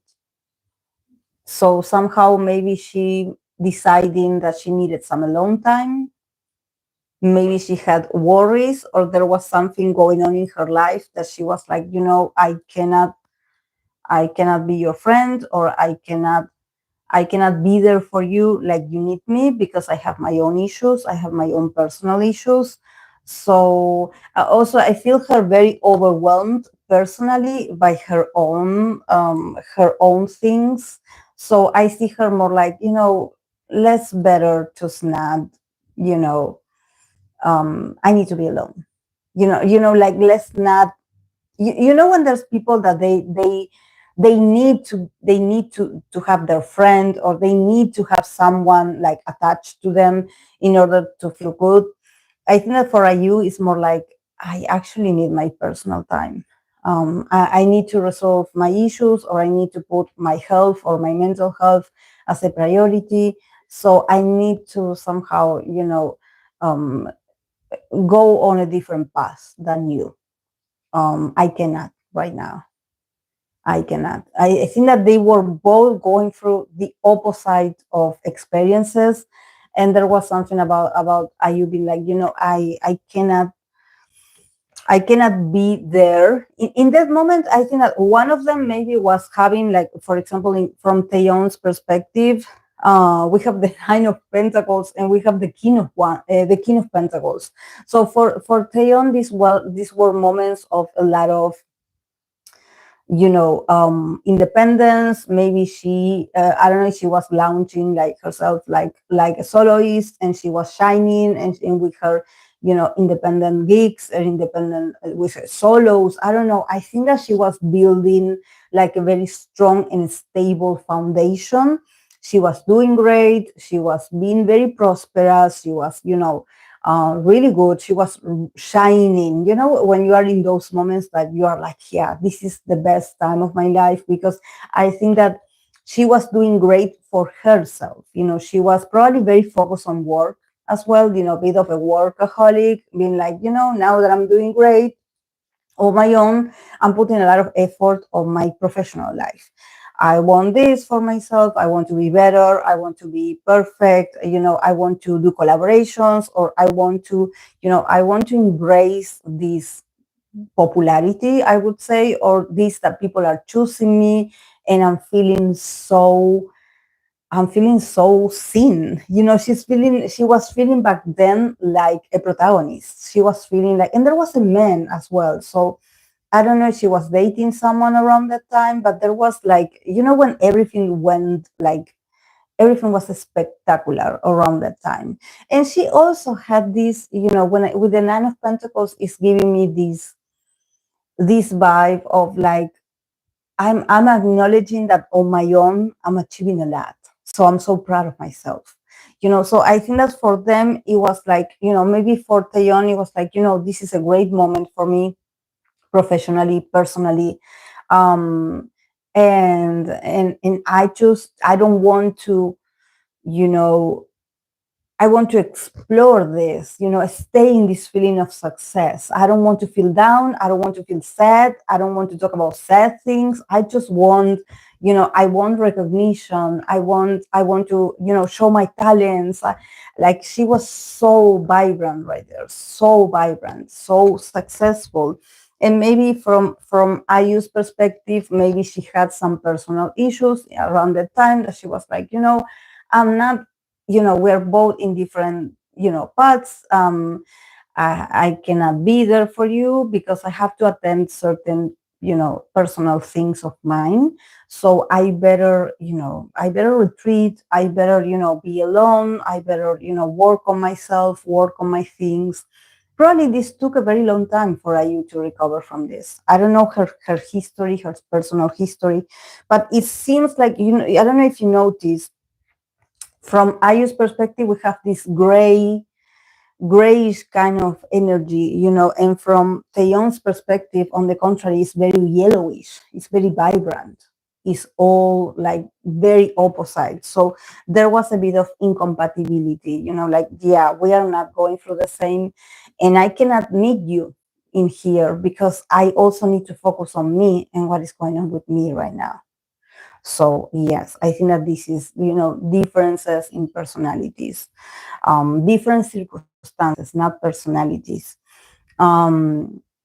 But also probably these are two women that they are very independent. They are very self-aware. There's something about them being like, I know that I have to focus on me right now.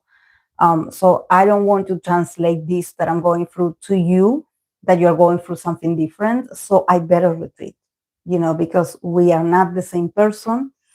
And I don't want, it's not about being contagious, but it's like, I understand that, you're going through this. I congratulate you. But at the same time, I also need to focus on me. And I cannot forget about me and my personal needs. So the both of them are like this. This is why we have, if we see, we have the Hermit, we have the Nine of Pentacles. So there's a lot of individuality. Like I have to focus on me. But yeah, the Death card is this transformation. Then things were never the same. There was a transformation. But yeah, with incoming, there could be some meetings, some, places in common, events in common, but just very social.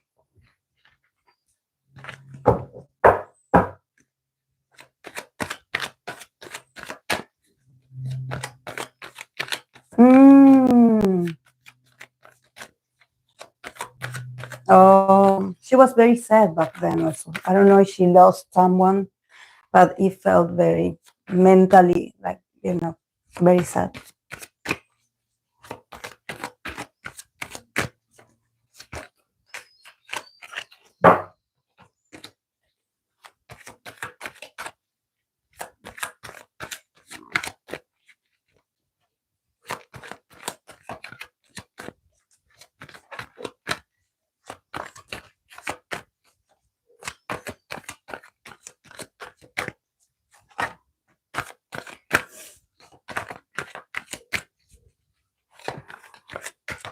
In my channel, for the Patreons and for the members of the channel, I do have available the reading for the feud between, the famous feud between Jimin and Jeongyeon of Twice. But I know that there's people that were asking, so I'm going to just pull two cards and make it brief. To see if there's something new that I didn't see in the reading, but that reading is very prolonged. It's very specific about what I seen back then. So if you want to go and check it out, of course it has a price. It's a paid content, but yeah, it's available. Let's see. Let's see if something changed.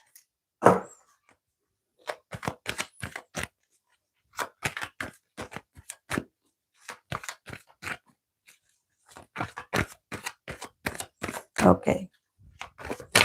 Jimin and Jeongyeon.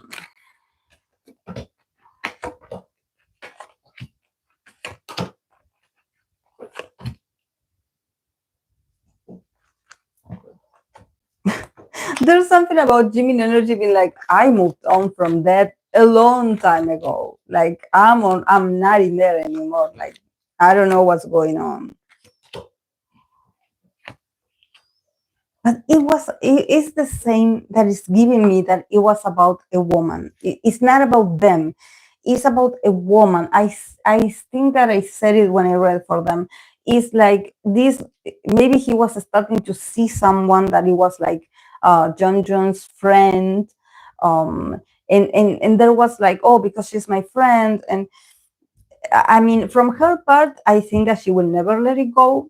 From Jimin's part, there's a sense of like, I'm flowing, I'm flowing with, we have the we have the temperance and we have the world card. So for him, it was like, I moved on.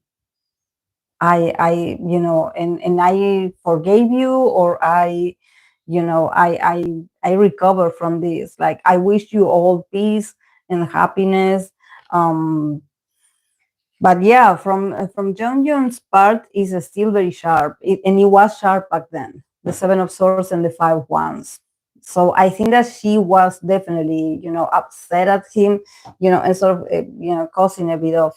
I think that it's just gossip. It's gossip. It's like, and in my reading, I did say it. Like I don't know if this person was like, oh, because he said this to me or he did this to me, and because she was close to this person, she somehow took it personal, or she wanted to defend this friend. Like she took it as if she was having a personal problem with him, as if it happened to her, as if Jimmy done something to her. But it's just, I think that it's just a girl's thing. I think that it's just a girl's thing. Because I have the Empress and the Two of Cups. So for me, it's like, it's about, and also the Empress in this reading is giving me, it's about womanhood. It's about womanhood, and that sometimes we can be toxic, sometimes in certain, especially when we are attached, or when, we are really close friends, and whatever happened to the other, it feels like it's a betrayal towards me as well. And the Two of Cups is like, whatever, the empathy that I have for you, whatever happened to you, if he said something, it's as if he said something to me, so I will never forgive him, something like this. But I think that it was girls that originated this. It was like girl gossip. It was like girl gossip, and she definitely took it. Like, this is why I'm like, there's something about her energy, Chanyeon's energy, that she's very loyal and very protective of her friends, especially women.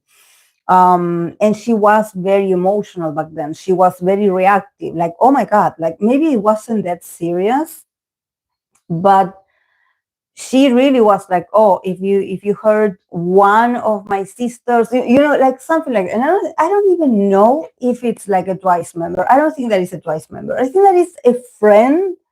And I also said on my reading that she got so fearless, so fearless, like defending her, like, oh, because, and even blindly believing her.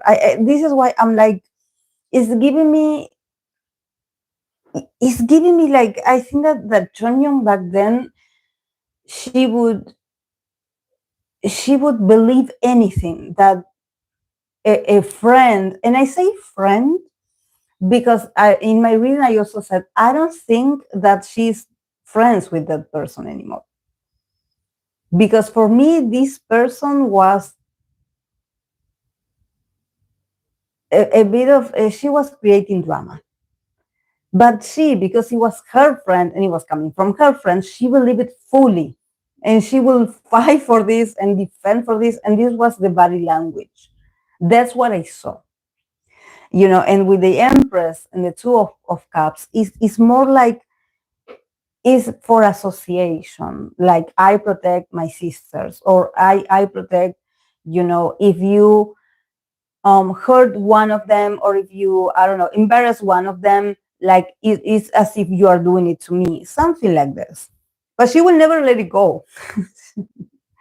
It's like she would always have like these microaggressions that is like, in the seven of swords, it's very like, I have this reaction toward you, and then I disappear.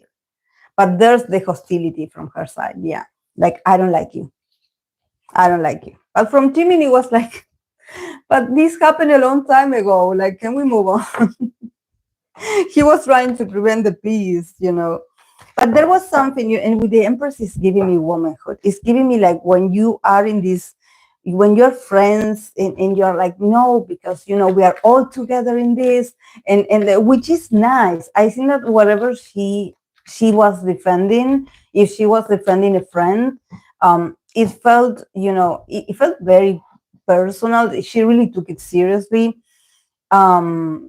But I think that there's something about, you not entirely, is giving me like that person maybe made up something, because I feel like she's no longer friends with this person. So she made this whole thing for nothing, I would say.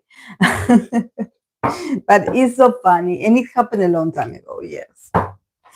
But yeah, if you want the standard reading, it's like, I did it a long time ago. I don't know, how it was exactly, but it's a long reading. That's what I got back then, and this what it's funny. It's actually not, people actually think, well, it's not that they think. We all have, probably there's tarot readers that read about this. This is what I see. Probably there's other people that they have another different theory about what happened. This is what I think, what I seen. And in my reading, I did feel the same. Like,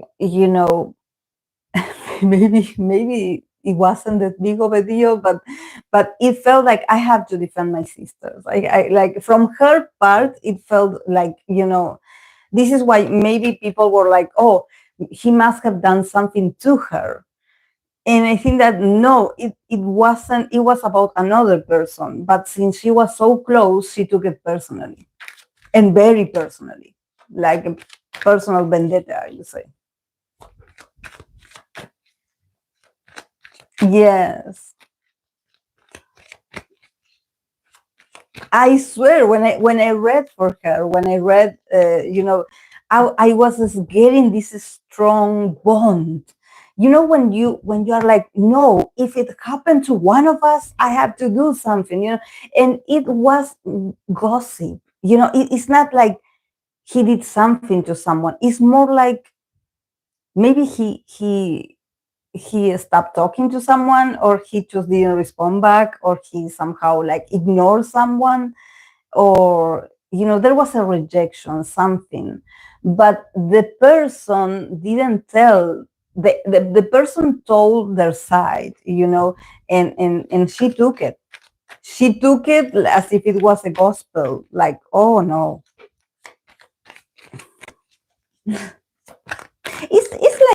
It's like we are, because I think that sometimes we have this strong, especially about certain people, that there's people that they're always are like, oh, I believe in energies, or I believe that if I see someone for the first time and they give me this vibe that there's something wrong with them, I follow my instincts, because I know, there's people that they claim that with their intuition, what their intuition tells them initially is the truth about the person. And I think that maybe for her it felt like that. It's like, I know, when you told me, I took it, because I know that you wouldn't lie to me, or I know that you wouldn't make this up, and I'm sure he is that kind of person. I'm sure he's the kind of guy that would do that, something like this.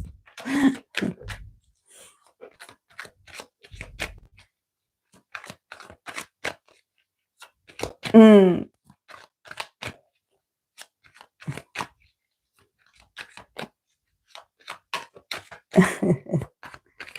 But it's just them being young, the young, and also there's like this sense of, this young inexperienced, and also a lot of emotionality, feelings, people being like, all the drama, the who is with who likes who, and the miscommunication, definitely.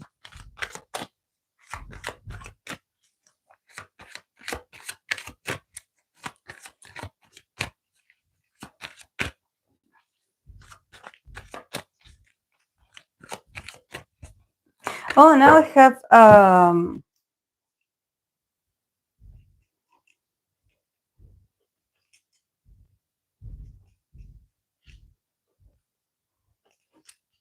I have to pull cards for GD, what he feels about Kai and B, if he has a certain opinion,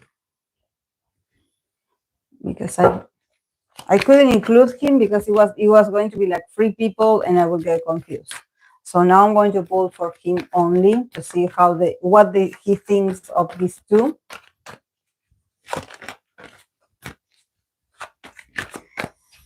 About them being associated with Jenny. GD.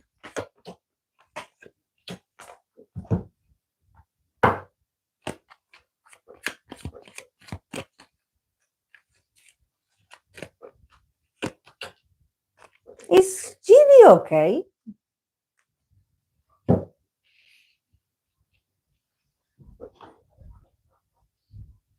We have the 8 of Swords twice, so definitely his perception of these two people is not very friendly. It's not like, We start with the Hermit. We have the 8 of Swords, and we have the 10 of Wands. And then we have the 8 of Swords that is a self-victimization. Self-victimization.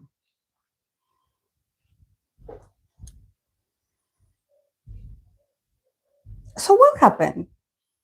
First of all, with the Hermit, definitely he's drawing like a barrier. He's like, I'm not like them. Definitely, he's not like them. But there's something about him, with the Hermit being like, my character or my decisions in relationships are very private.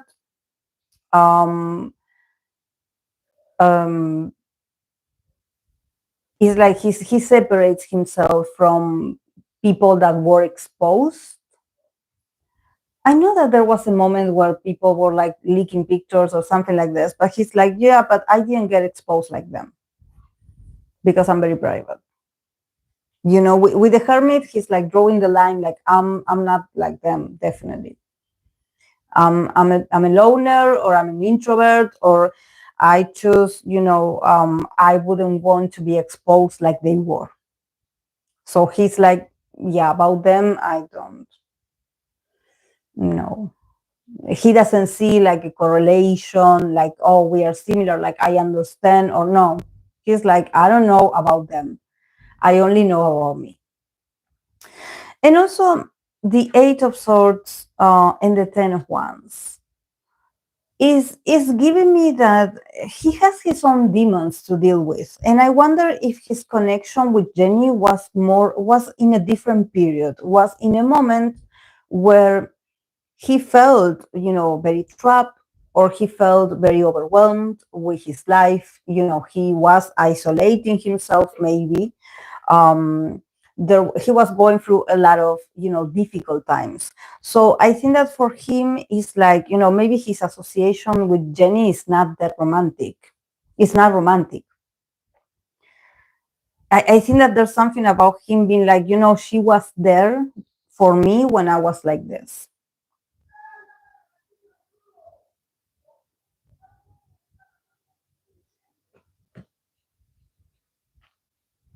But I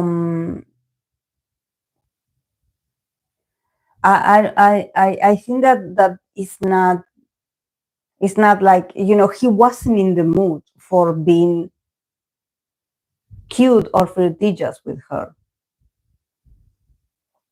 Also, the Eight of Swords, again, self-victimization. Like I was in a very low period in my life, and this is when we got closer.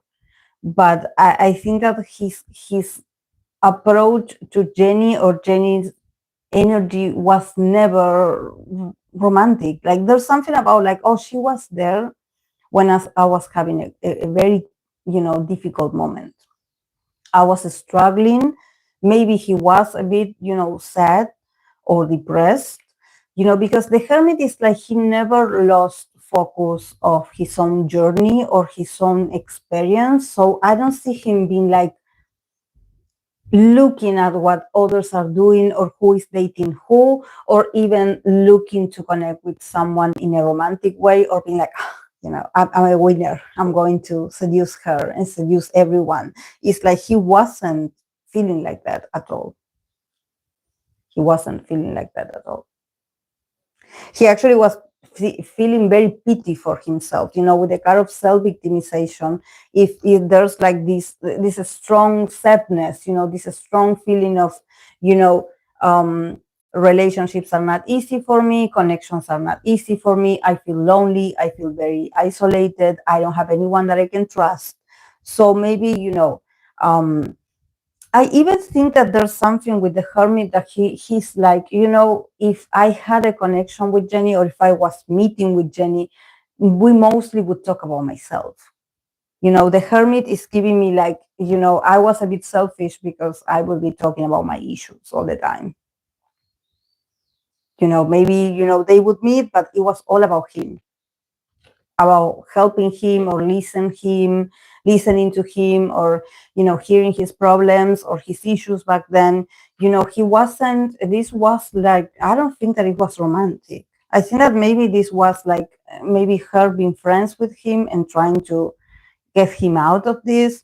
But he was just so immersed in feeling pity for himself that I don't think there's something that he was like, no one is going to get me out of this mood but myself.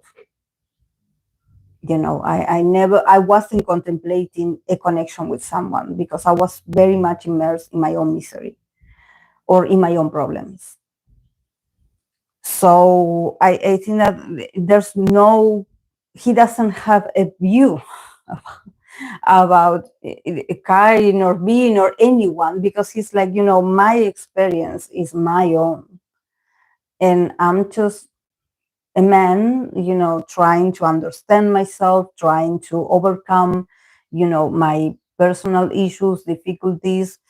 But he's very centered on himself. I don't think that he's going there, trying to, get a partner or trying to be cute. With this energy, you cannot be cute with anyone because you have this low, this very heavy, sad, energy that is not cute.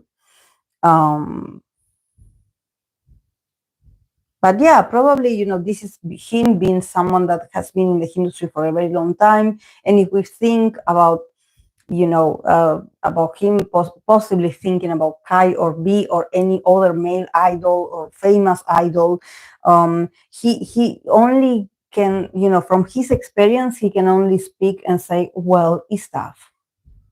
It's tough being us. Because people expect a lot from us. And we have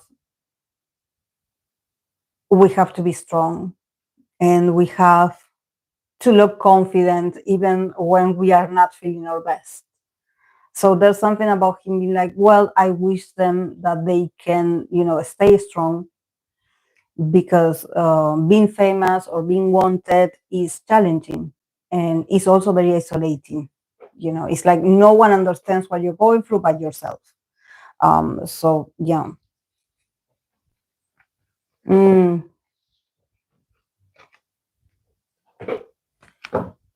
Mm. Yeah.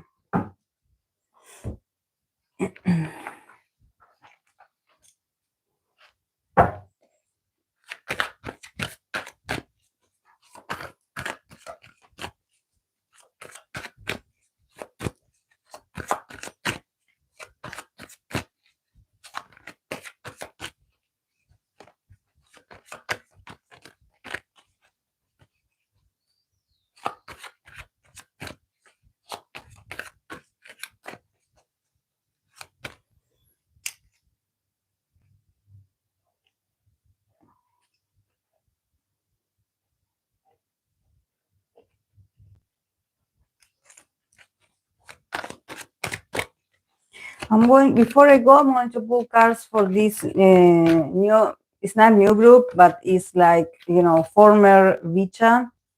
I believe now they're called Girlset. This is their new name. So yeah, let's see what's available for them, for this group, in this new beginning. Girlset.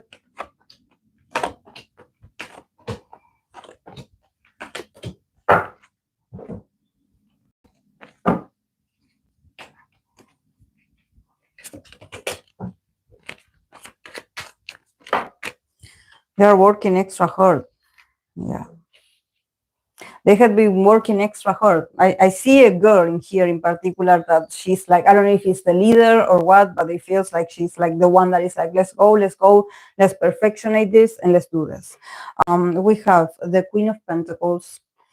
We have the Eight of Pentacles. In the middle, we have the Ten of Swords. We have the Four of Pentacles, and we have the Knight of Swords. Of Pentacles. And then from the other deck, we have the card of the Two of Swords. It says indecision. So I think that I mean, they're very hardworking girls. I can see the effort, the determination. Also, they are very loyal. There's something about them being like, very practical. I don't see emotions. They are like, maybe they are focused on like, okay, I have to get back to work. We have to get back to work. It's very practical. It's all about, them. It's as if the cards are like, the show must go on. It is like this, it has to continue. I mean, they are working on being better. The members that are part of this group of Girlset, they're working to be better. There's a very strong, leader in here. Like, I don't know if this is like a famous, maybe out of the members, there's one leader or someone that is very popular, or that is the one that brings a lot of fortune, or she's like, this very stable leader and a stable force that she's also very like, she's very rigid, but she's like, let's work. Let's get back to work. It's all about get back to work. It's like, it's that simple. Let's get back to work. With the Ten of Swords in the middle, I think that, this year is still going to feel a bit low in energy, or maybe in perception, or in, there's something about this cannot be helped. This cannot be helped.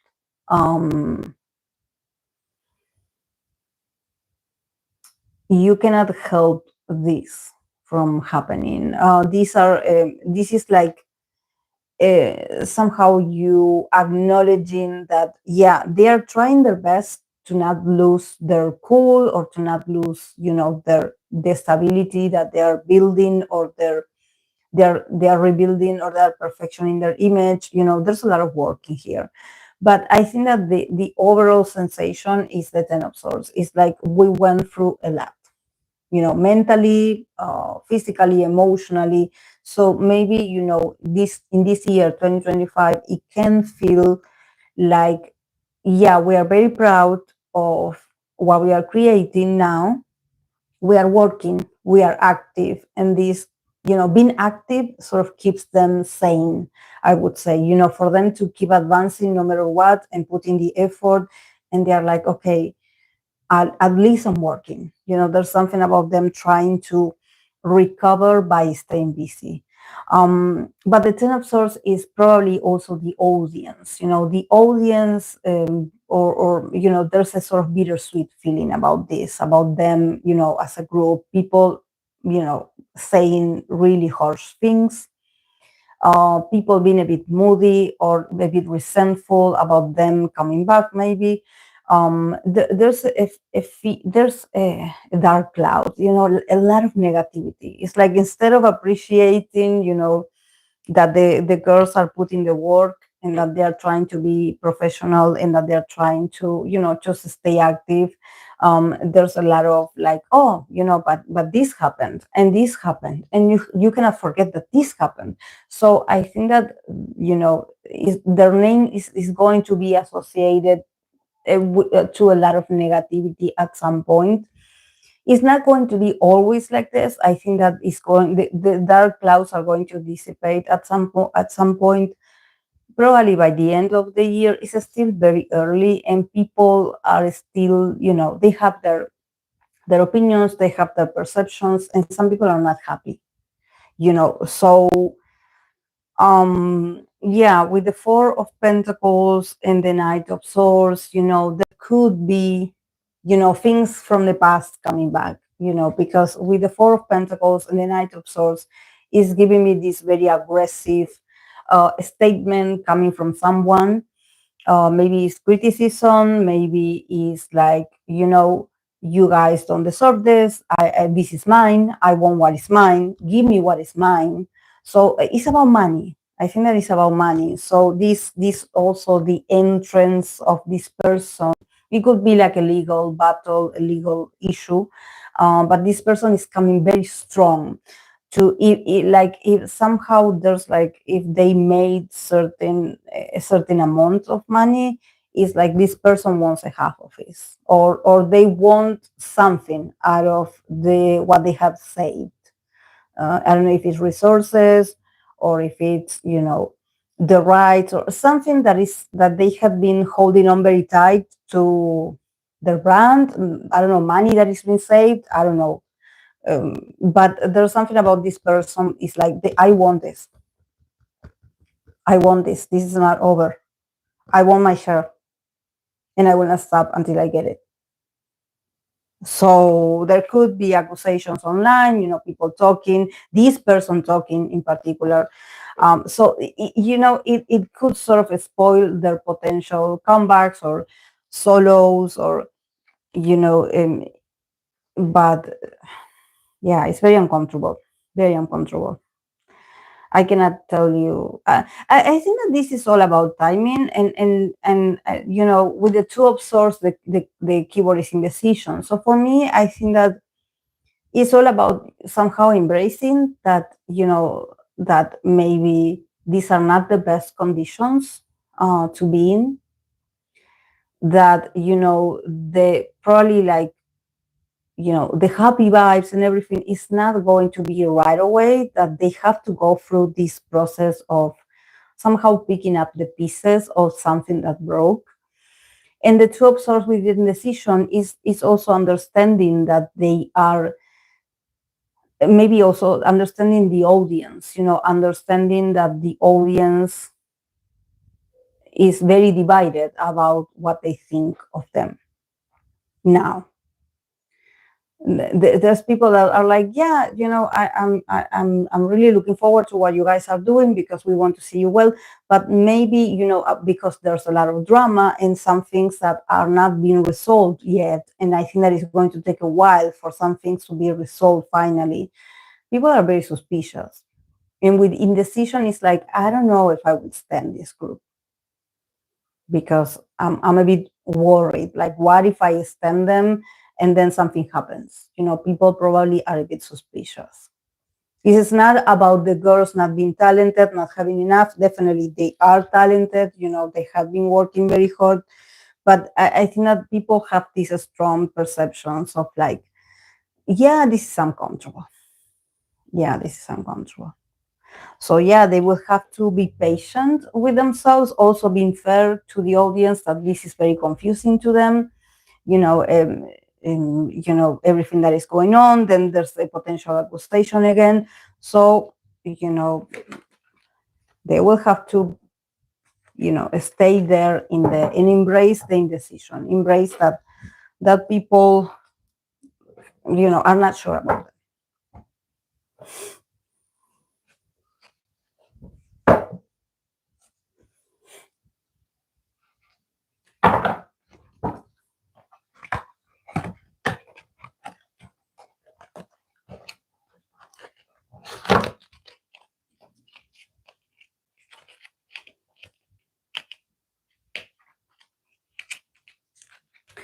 Okay, guys, I'm going to go. Thank you so much for being there with me, for me, with the comments. Thank you so much, Bacano, for staying with me until the end. And thank you to everyone that is watching and supporting me. Yeah, I will see you guys on Wednesday. I think I'm going to continue with the unusual ships because I do have some names pendant, some duos pendant. So yeah, I will do that on Wednesday. So thank you so much, guys, for watching. And yeah, I will see you on Wednesday. Have a lovely start of the week. Bye.